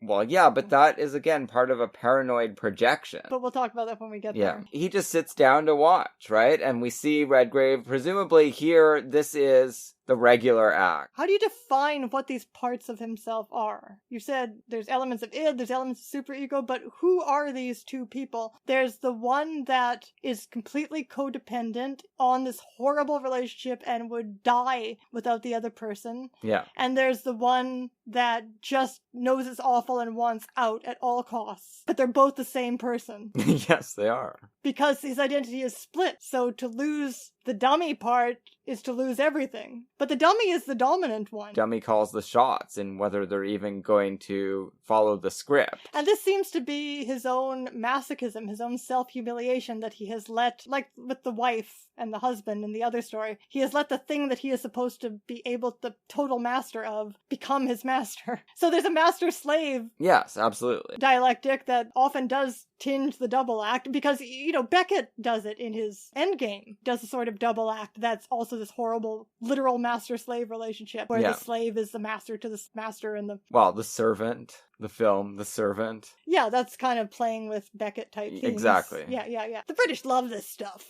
They do. Trouble in Paradise. Totally is, and you know, maybe British class consciousness comes into this. This totally is like the type of humiliation of the normative male that is in The Servant as well. Whatever the status quo had been achieved within the split mind is totally deranged by the appearance of Sylvester Key, who has some kind of renown of his own, and maybe Redgrave is aware of him and his prowess as a ventriloquist already. There's some kind of anxiety there already when he sits down. And Sylvester Key doesn't help by doing his little ventriloquist act with no dummy. He just does a disembodied voice when they sit down to talk to him, right? And that just sets everything off. Hugo says, "Hey, you're pretty good. Maybe I should be with you instead." When you listen to ventriloquist acts from the period, people don't know how to take this performance because it's right on the edge of being like what Edgar Bergen was doing with Charlie McCarthy, right? Like, Charlie McCarthy is supposed to be an insolent little boy who doesn't listen to... And it's a sort of insult comic routine. Exactly. So, Bergen, shut up! You and I'll insult the others. Exactly. So, it's kind of inherent in... So the dummy is supposed to be the id always. Yeah. But when it's directed towards you, it becomes superego. I guess. Well, yeah. the id and the superego are related within the... They're allies Freudian against complexes. the ego. Yes. The poor ego just takes it from both sides. It does. The ego's really got problems. From above and below. That's how the mother knows all about Norman's sex life, because the superego has access to the id when the ego doesn't. Yeah, that's right. Oh, we love our Freud. It's such a wonderful system for the creation of literature. So whoever wrote this story has really been listening to a lot of Bergen and McCarthy over the years and decided there's something really psychotic on the radio here. And this guy seemingly, it's kind of like the guy who wrote the screenplay for After Hours, some of which was apparently plagiarized. This guy didn't seem to do anything of note again, the writer of this story. Although it does look like maybe the director contributed some things, as we were saying. But yeah. John Baines. Yeah, never heard of him. He later contributed to such movies as the original Blue Lagoon, remade in our childhood with Brooke Shields. Right. Underage sex movie. And a remake of The Hands of Orlac, in which Christopher Reeves was involved. What? I don't think he plays the main character, but anyway, that's, yeah, whatever. Poor guy's future. The Hands of Orlac famously adapted in the 30s as Mad Love. Peter Lorre? That's actually a masterpiece. That's a great film. Oh, it's a wonderful movie. Now, I think it had extra wrinkles on it, right?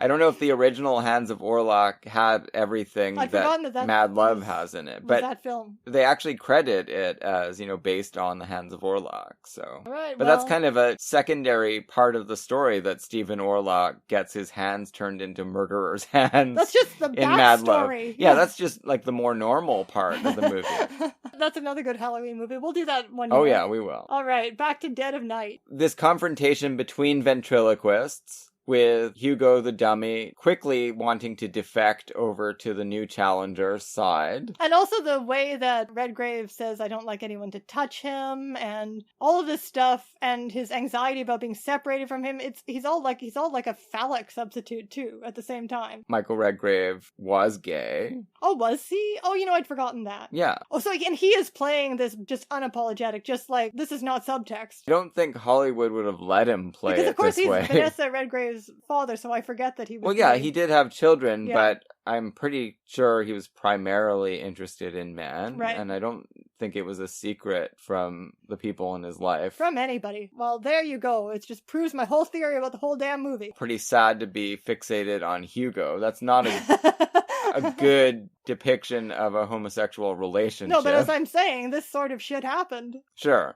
And, of course, you're more likely to get these kinds of terrible pathological situations going on between people when you've outlawed that entire sexual... Oh, yeah, and one person is cast in the role of feeling really guilty about everything. And... Yeah, because it was illegal. You could go to jail for having homosexual intercourse in Britain at the time, and for several decades after this. Oh, yeah, in the 60s, Orton and Halliwell were encountering threats from the police. Find yourself in this situation. So this is an authentic comment on both actual problems with actual homosexual relationships and sublimated artistic relationships between men. And Sylvester Key genuinely seems to want to back out of this. He realizes he's kind of made a mistake by entering into this ventriloquist slam with Redgrave. We're still back at the first scene? Yeah, well, okay. yeah, because I think that scene is key, right? Okay. Things go horribly wrong there. Before that, Redgrave, he's psychotic, obviously. He thinks that his dummy is real, or maybe the dummy is a real person, but whatever's going on there are two of them on stage when there's supposed to be one doing two different voices, and that's it. And when he sits down across the table from Sylvester Key, whatever modicum of sanity he was able to feign falls away. Well, yeah, because the only hold he still had over Hugo was that he is his best option as a partner. That's it. On the other hand, what does Hugo need with a ventriloquist anyway, if he can talk by himself? Because he needs a double act. Sure. You can't be... He doesn't want to be a solo comic. Nobody wants that. Yeah, That's but he foolish. doesn't. He actually doesn't need a ventriloquist. He'd be better off with someone who can't throw their voice, right?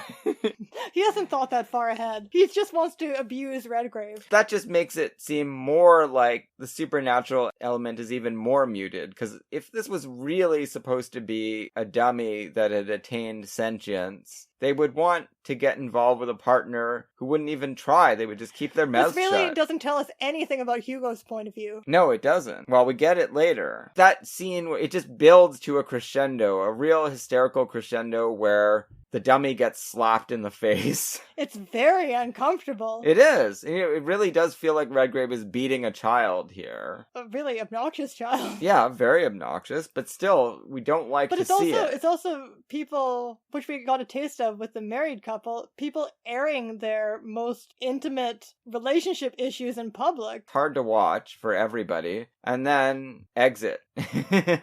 And we get the beginning of the Hullaluba, a nice soothing performance of a song. Exit, but Hugo keeps sticking his head out to say, "Come to my dressing room, please." Yeah, exactly. And Sylvester Key goes. Now, again, it's so expertly done because you still feel like you understand why he's doing it. He feels like, okay, something bad happened there. I need to go backstage and apologize to him and make sure we're all good. Thinks he's going to talk to Redgrave, and he doesn't. He talks to the dummy again instead. Right, and there's a little supernatural moment there because Redgrave should not have been able to throw his voice that far. No, he can't. Yes, he can't. So it is the turn of the screw in that it has a psychological underlying pattern that makes sense, complete in itself, but also it is undeniably a supernatural story. Yes, it is, because the dummy actually does move from one room to another later. So you actually can't put them together. You have to do two overlapping separate readings, because both are true, and they don't fit together. That's right. That just makes it cooler. Yeah, that's because it's a story, it's not real life. That's right. So you don't need it to fit together. No. It can happen on two levels. Again, diplomatic relations collapse between the two ventriloquists, and Redgrave gets too standoffish and defensive and orders him out of the room. Key says, "You're fucking nuts," and leave. We don't see what happens in the meantime. A couple months later, or something like that. Yeah, so we don't ever see Redgrave and the dummy alone together, I guess. Well, not until the jail cell. We can imagine their terrible life together, but... The other thing that happens there, again, which emphasizes the fact that there is some kind of supernatural element, is that he's trying to shoo Key out of the room, and he muffles Hugo's mouth and gets bitten really hard to the point where blood is drawn. It's so and creepy. It hurts so much just watching it. Like, just being bitten by a real monster wouldn't be nearly as creepy as this inanimate thing leaving bite marks. It's just such a genius move by Cavalcanti. That's it. Then Key stumbles across this guy in London a couple months later, and he's on Skid Row, basically. He's been fired from his job because he wasn't performing adequately. He's been drinking and drinking and drinking. He's totally hammered at the bar here. And a lot of Redgrave's performance is just to be a vacant shell. Well, a hysterical shell. Is he? Yeah, which is an interesting combination. I assume he's not doing the dummy's voice? I don't think so. Because the dummy does a lot more talking than he does. Yeah. So he's just kind of dazedly staring and crying a lot of the time. Brave performance. But you never really, I don't anyway, ever lose the sense that this is this man saying these horrible things to himself. Yeah, sure, of course. Yeah. Which is part of what's so painful to watch. This objectionable threesome out on the town. They bumble into this bar. The two ladies want to go flirt with the drunken ventriloquist. Well, this is another very openly gay part because he hates women. He doesn't want to go anywhere with any women. No, not at all. He's more attracted to Sylvester Key. Yes. So he starts calling them all terrible misogynist names. Oh, on your way, you baggage or whatever. Whatever. Yeah, he hates her. Yeah. Hates this woman. This is a pretty archaic presentation of what a misogynist gay man would say to a woman. But Hugo is the id, and what he's violently saying is, I don't want to have sex with you. You know, maybe he wouldn't talk like this to them unless they hit on him and then make him think about that aspect. Yeah, and he's just not saying that in a polite way because he's not very polite. No, he sure isn't. And then there's a guy, and this is a great extra wrinkle, right? The guy with them, I love that actor. He turns up in a lot of different British things. I don't know the actor's name. He's in The Adventurous, the Deborah Kerr film, as a kind of ineffectual military policeman. Okay. Anyway, he just wants to drink and have a good time. One of the girls is hanging out with him. The other one wanted to go flirt with Michael Redgrave. He's fine with that. She gets told off, and he doesn't think anything of it until they tell him it's his job as a man to knock this other man down. Yeah, this is not a good representation of women in general. Well, no, not at all. Beulah is by far the coolest woman in this she's awesome. segment. But yeah, sadly she's gone. She's not coming back. They egg on this confrontation. Yeah. And again, the guy is trying to keep it light. But when Michael Redgrave won't correspond to the codes of masculinity by either apologizing or fighting, he gets genuinely angry. Yeah, and he knocks him out or knocks him to the ground. Sylvester Key runs over and he's like, what are you doing hitting this guy? Can't you see how fucking drunk he is? So Sylvester... He doesn't know what he's saying. Keeps getting reinvested in this psychopath. Yeah, because... And what happens when you get invested in a psychopath? You get shot. Yeah, there is great pathos in this character, right? Like, he's clearly suffering. He's objectionable. He's not doing anything at all to ingratiate himself to anyone. But still, you feel like this guy, if someone could just get on his wavelength for a second and understand what he's going through, we could help him get through this. And yeah, anytime someone gets punched, you immediately start feeling sympathy for them. But there is no way, because here's the thing, when a double act gets like this, you have to break up. And you can't break up with your dummy. No, you can't. Because the dummy has no legs, so the dummy wants to get away, but where's it going to go? Well, it turns out it's going to go to Sylvester's hotel room. Yeah. Lewis swears that there is a point where they were doing a scene very late in Martin and Lewis when they weren't talking to each other anymore. There's a Colgate Comedy Hour scene where Martin has to feign drowning him, and he swears that he tried to kill him. Well, I don't think I believe that. But... Well, the way he describes the end is that they were both psychotic. I don't doubt that. Like, there was just a second where he thought he was going to kill him. I don't doubt that Jerry Lewis thought Dean Martin was trying to kill him, but I don't quite believe that. Human beings are capable of a lot. True. When you lose your identity to another person with whom you are emotionally and artistically invested. It's a wonder that they each came out of it in such good shape as artists anyway. Yeah, Lewis later had a complete breakdown, but that had to do with being a demented workaholic who was addicted to painkillers. Yeah, Dean Martin, one of the great actors of his time, I think. Kiss Me Stupid. So many incredible movies he was in. And then he did sort of go on autopilot, but still enjoyed a wonderful career as a genial, drunken TV personality. Whereas Lewis kept being a genius for a long time, then totally broke down and never recovered. Well, he also was a TV personality throughout my childhood and teens, right? Oh, the telethon. That's how he kept going, yeah. Because Dean Martin, at the end there, he was doing mainly those roasts and things, which are... Oof. They don't really hold up either, but they were popular at the time. We're digressing again. Yeah. It's all going to lead to this confrontation where Michael Redgrave wakes up. So we don't know how the dummy gets into his hotel room. Did Redgrave put it there? Did it walk there? Or did Keyes actually steal it? Well, Keyes did not steal it. Come on. The movie doesn't give you any reason to suppose that, because we're looking at it through Keyes' perspective. True, but by that point, everything is so weird that I'm almost on Redgrave's wavelength of viewing Keyes' complete absence of total innocent-seeming facade as being a reason to suspect him. No, but why? He is a ventriloquist. He can work with any piece of wood. He doesn't need this piece of wood. And he has a partner. He says, if my pal Goofy Pants made me feel this way, I would get rid of him. Like, there's no reason for him to do any of this stuff. Unless he's just out to get Michael Redgrave. Yeah, and he's not. I don't know. I think you've gone too far in your identification with Michael Redgrave. It's true. But at the same time, I thought it was, speaking of paranoid perspectives, the moment in the nightmare epilogue where we see him sitting with the dummy totally reminded me of the ending of Inland Empire. Sure. Where you see all of these characters from Mulholland Drive and Inland Empire in a sort of alternate universe, and characters who've been referred to but not seen before in an alternate universe. So I think what we're seeing at the end there isn't just a paranoid vision, but an alternate universe in which Redgrave's perspective was correct all along. But it's also at that point Mervyn John's perspective, and the perspective is that everyone's out to get you. All the people we've met throughout the film at this point. It's really Inland Empire, isn't it? Or it's more like Mulholland Drive, the version of that party. Well, it's kind of a mixture of both ideas. Yeah. Everybody is out to make you look like a fool and torment you. Yes, it's like a mixture of those. And we know that it's a distortion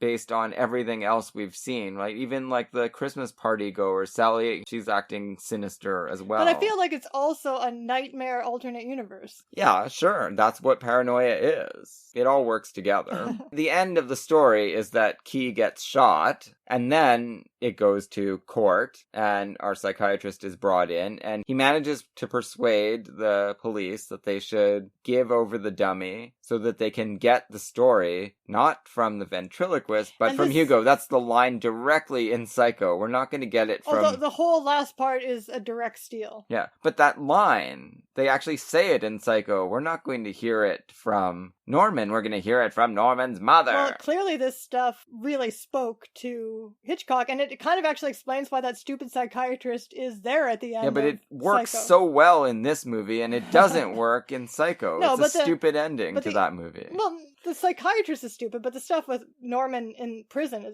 he's in prison. Yeah, that stuff's all great. It's tainted by these explainer paragraphs written by the psychiatrist. But in this, it works really well because the psychiatrist is coming from another story and he is an observer. Well, yeah, we've gotten to know him. They put them together in the cell. Which seems like a form of a really bad idea, A, and a form of torture, B. Yeah, it's kind of a nice discordant rhyme with last week's episode where they put Maurice Chevalier and Janet MacDonald in the cell together.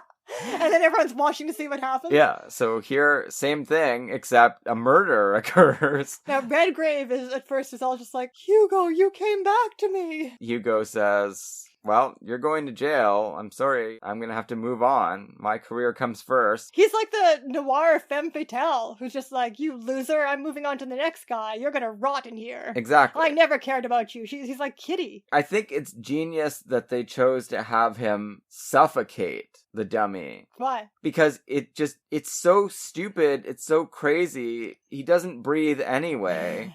But that makes it creepier, right? That you can hear him struggling to breathe. and he's holding this pillow over his mouth. And then when he crushes his head, there's more impact. Because if he had just broken the dummy, it wouldn't have the same uncanny impact at all. Seeing that face blur, this thing that has acquired a personality turning back into a thing, it's really, really disturbing. Yeah, but I think you need that interlude of strangulation first to give it the impact. Suffocation. Yeah, whatever. Yeah. Cutting off the air supply to this dummy and then breaking him to pieces, breaking his head in. Yeah. And then a bedridden Michael Redgrave, they finally get through to him when Sylvester Key comes. Sylvester Key is screaming no when he's murdering the dummy like he thinks it's a real thing. No, Sylvester Key's not doing that. The psychiatrist is doing that because he's killing part of himself. He's lobotomizing himself. But it turns out not to be true. Well, it yes, turns out it is. to be true. Yeah, now... He doesn't succeed in killing the dummy, though. That's not the problem. The ending there is like Fight Club, right? Where he shoots himself in the head and he's aiming to kill off only the Brad Pitt part that was causing the problems, This right? is also like Fight Club with a dummy. It is, absolutely. Fight Club steals from this, too. Like, so much better. When they bring Sylvester Key in... It's all dual identity movies dealing with masculinity issues. Yeah, this is the root of all of them. And when they bring Sylvester Key in to talk to him as a kind of intervention to try to make Redgrave speak again, well, he does, but they get only the voice of Hugo. Actually creepier, way creepier than the ending of Psycho when Mother speaks. Because he makes... First of all, Redgrave makes his face into a dummy face, which is as horrible as you can imagine that being. Yeah. And then he makes that strangled little hysterical boy voice come out. Hi, Sylvester! Now, again, that's Charlie McCarthy. I don't really know enough about the history of ventriloquism to know whether that was the kind of voice that people used for dummies before the 30s. But after that, they always use that kind of voice. Everybody's copying Edgar Bergen and Charlie McCarthy. Yeah, this is horrifying. And so now, as we already know as like part of our deep archetypal movie lore, and now as we know from Psycho, only Hugo exists. That's right. No more whatever Michael Redgrave's name was. The guy that signed the contracts at the nightclubs to do the acts, he's gone. But what's Hugo gonna do? He's solo now. He's also in jail or in a ward. I mean, either way, he's not going to be put back out in the public. Yeah, that's a question for Mother too. Like, what's Mother going to do at the end of Psycho exactly? I mean, she may have gained... she sits there in her cell. She has a body. She has a body now, but what's she going to do with it? I'm just going to sit here so they don't suspect me. So she's actually turned Norman into inanimate corpse. And maybe that's what's going to happen with Redgrave too. Like, maybe he can't move unless somebody moves him. Maybe. Now. So that's the end of that tale, and then we go back to the country house where the seventh sign occurs. The glasses are broken. Yeah. And the lights go out. I don't know, I remember this sort of stuff from nightmares in childhood, where it would be kind of like just something would happen and there would be a lighting shift and suddenly what had been kind of a vaguely ominous dream would turn into a full-blown nightmare. Well, I think I've told you about this before, but why not share it with the world? I had endlessly recurring horrible nightmares. I would wake up screaming every night for years. I had a lot of nightmares as a child too. And then they persisted really until I was like 18 or 19. I didn't wake up screaming anymore, but I woke up horrified almost every night from these nightmares. And they varied, but they always kind of came to the same conclusion, which was that whatever was happening, there might be something good happening. I might be having a great time. And then the lights would dim, like the light would dim somehow. Even if you were outside, all of a sudden it would become dark. And I would start hearing Stairway to Heaven, horrifying song. Dracula would come out of nowhere and start tickling me to death. And of course it sounds ridiculous, but I was so terrified of this that I didn't usually sleep very much. I would rather do anything than fall asleep when I was a kid because I knew it was going to happen to me. Well, the recurring nightmare I'm remembering that had that pivot point in it, the terrible thing that started happening was that I was being chased by cows that wanted to eat me. Oh, that sounds funny too. No, but it was not nice. No, of course not. And I was really obsessed with cows at the time. I was like always drawing cows. Anyway. Well, they're cute. Not in that dream. They're not carnivores either.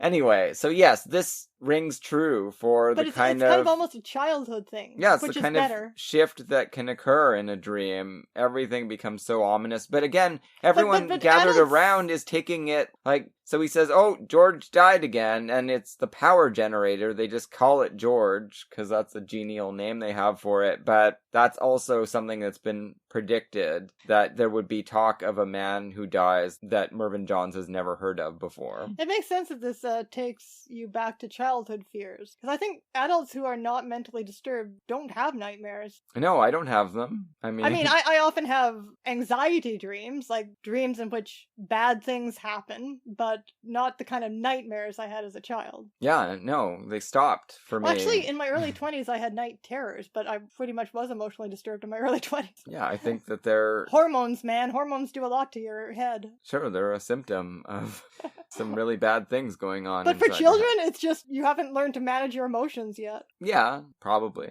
Yeah. And your rational mind isn't so strong. Getting a lot of inputs from the world that That are you can't hard to deal process, with. Yeah. yeah. Everything comes to pass as predicted. And as in the Edward G. Robinson tale, it winds up being a confrontation between a man who has lost control of inhibitions and will versus kind of his antagonist throughout the story, which he is the says- psychiatrist. This is the mystery at the heart of this whole movie and this time loop or Yeah. dream loop that this guy is caught in, is that he himself doesn't understand why he is filled with this evil and compelled to kill a helpless man that he has nothing against. And then he himself, well, I guess this is kind of the archetypal explanation, by this act of killing, a sort of albatross killing for no reason, he is transformed into a scapegoat who's attacked by the mob. Right, well... Having done something that he himself doesn't comprehend. Yeah, he's done something that is punishable, and all of the characters... It's original sin, basically. Exactly. They come back and get him, and the dummy delivers the coup de grace And by they are killing all- him it in is- that cell. It's so Lynchian. They are all at that point sinister alternate universe characters. Yeah, that wish him ill. Yeah.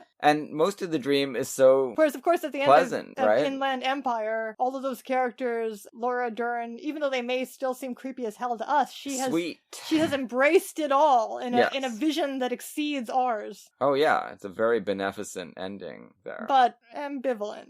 Sure, there's always an edge of uncanniness in Lynch, an unnerving edge. In this one, that's how it ends. The world closes in on him and he is throttled in the ventriloquist cell by this animated dummy. Okay, and that is the creepiest thing in the whole movie, when the dummy reveals that it can move. The thing, it's like this hideously malevolent thing, this like malevolent child that you thought was limited in its power because at least it can't come and get you, and now it can come and get you. Yeah, it could bite you if you put your hand over it, but if you just stay away, it should be okay. But no. Turns to you and says, "Wouldn't I?"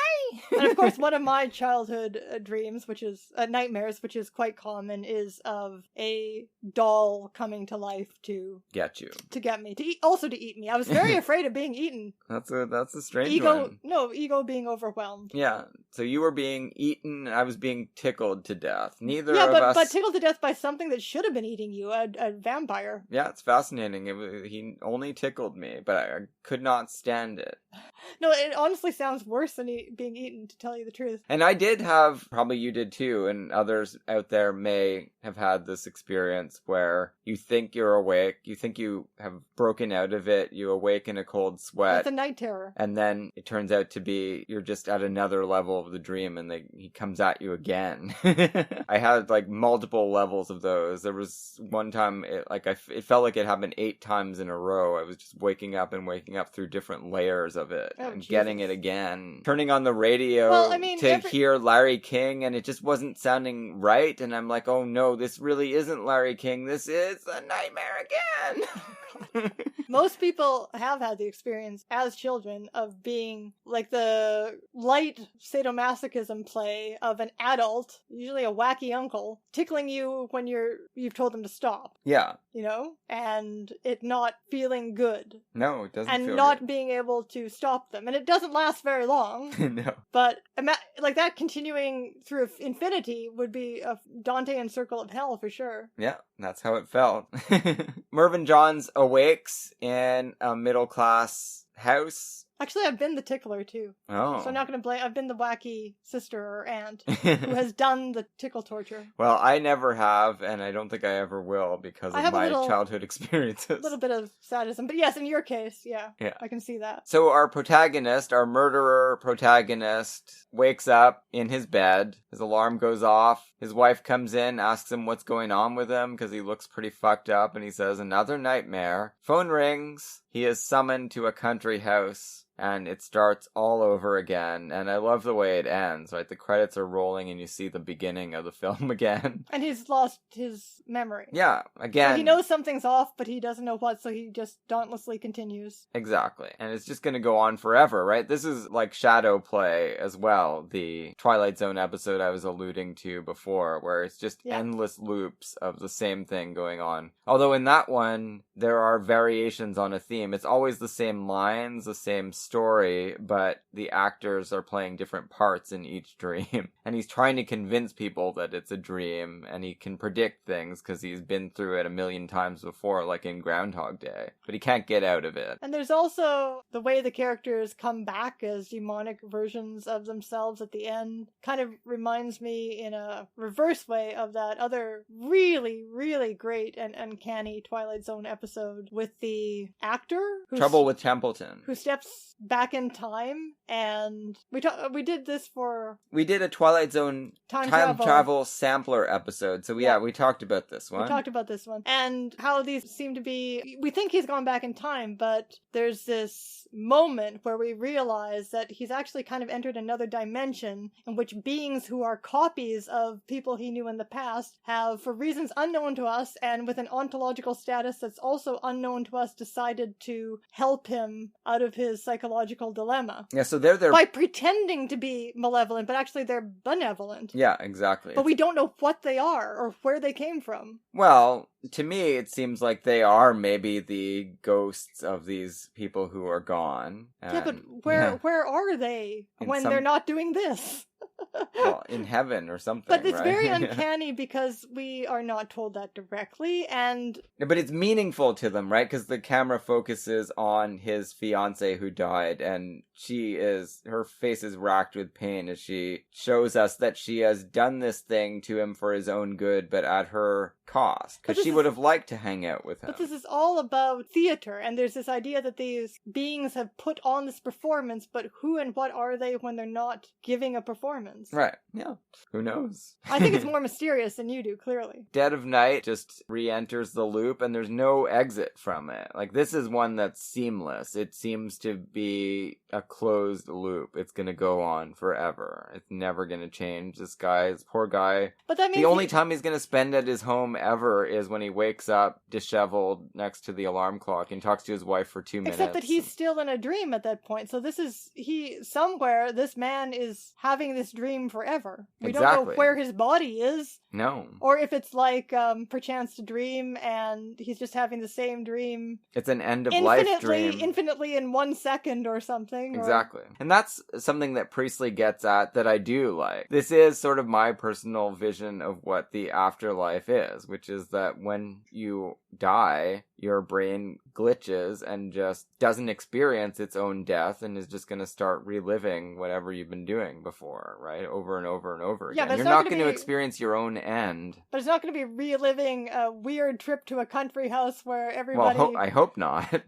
Where everybody is telling uncanny stories that turn into a nightmare. What I would expect is that you just start reliving your life again. Browsing through time, as they say in Peggy Sue Got Married. Maybe that would be how it would go. Who knows? And Priestley seems to think something like that as well. Although he's got extra Buddhistic aspects to it where you're going to learn lessons and ascend to another level and then finally attain extinguishedness. I just think you're going to glitch out and experience your life over and over and over again. For me, my life is so much about thinking about all of the other possibilities that, because our time is so limited, I'm not going to be able to enact. That, to me, that sounds like a form of torture, to just keep living the same same possibility over and over. Yeah, but you wouldn't know it, right? But that's also a kind of torture. This is a terrible idea. What is even the advantage anyway if you don't know that you're repeating your life? There's no advantage to it. That's awful. That's like the worst. Like, why would you? What is the point of that? I'm not saying that it's the best case scenario. I'm just saying that it's what makes the most sense to me. Well, that's fucked up. Shall we end it there? Sure. Do you have any other thoughts about Dead of Night? No, but I really enjoyed it this time. Oh, it's terrific. Now, we do have a letter of comment. First time letter from Barry McKendrick. He says, "Hi, Elise and David. I wanted to thank you for many enjoyable conversations." Thank you. Yes, we love having them. We love having people out there listening to them. He says, "I started listening for the Grant Morrison thread." That's common among commenters. It's true. "I also live in Glasgow," he says, "and read Animal Man, Doom Patrol, etc. when they were first published. Revisiting them via the podcast was both comforting and illuminating. And now I continue to listen weekly, and I delve into the library. Twin Peaks prompted me to watch the entire series again, so that's amazing." Excellent. We haven't even had a chance to do that. No, we'd love to. He says, "Following on from your recent thread on Yuli movies, I was able to locate them. Very enjoyable, so that's great, because they're not that easy to find. True. And again, for Barry or anyone else out there, if you are ever having trouble finding anything and you do want to watch it, just let us know, because we can help you with that." He says, "I was wondering if you've seen any of Wong Kar-wai's films. I have seen a couple. The one that I remember the best is 2046, which was amazing. And definitely we'll be doing a special subject on Wong Kar-wai, because I've wanted to explore more and really just think about his movies." We're booked for the next 2 years, though. Well, a year and a half. So yeah, probably in the next batch of planning, we'll do a Wong Kar-wai special subject. I've been thinking about that anyway. Yeah, I remember you brought that up at the time. He says, "I'd be interested in hearing your take on early movies, such as Days of Being Wild, As Tears Go By," which he says is similar to Buddha Mountain and Lost in Beijing, but from a Hong Kong perspective. Fallen Angels, Chungking Express, and In the Mood for Love. So yeah, we probably will get to at least some of those within the next couple of years or 3 years. So this is a long-term plan, but yes, we are taking people's suggestions see what I as mean well. about all those possibilities that we don't get to live. Speaking of, He does say, "Any plans for The Invisibles?" Grant Morrison's beloved and quite extended series, The Invisibles. now I'm based on nothing but Dave's description. I am absolutely fascinated by the concept of the Invisibles, much more than Dave seemingly is. Well, no, I like The Invisibles a lot. I don't think that I like it quite as much as Animal Man and Doom Patrol or WWII. A lot of the shorter ones, I guess I find more impressive than The Invisibles, but I've only read through The Invisibles once, and I do mean to revisit it at some point, for sure. Anyway, a lot of the aspects of the concept are things that really interest me. Yeah, no, it's a very interesting comic. Also, no doubt. the fact that he, decided that he had embodied himself in the main male character and King Mob. and then made it come to life, like literally. Well, he looks like King Mob now, yeah. Yeah. And he didn't really look like that. And he when he does believe that fictional characters are beings in their own right, and that you can then, I guess he also thinks you can reincorporate them. Well, yeah, that's the chaos magic. Life and fiction mingling with each other in a very literal way through magic and the power of creativity. So all of this fascinates me, but the fact that Dave said it's quite long is what made us give it a skip, because we were going on to, did we go to the Teen Titans project after that? Was that after Morrison? Well, we finished the Teen Titans and the Gwen Stacy clone, and then we had decided we were moving on to movies, right? So, yeah. And that's the crux of the problem for us. It's not that we don't want to do comics anymore, because I certainly would love nothing better than to talk about comics every week as well, but just limited time. What we're saying is, if every single listener, based on our current level of downloads, contributes about $25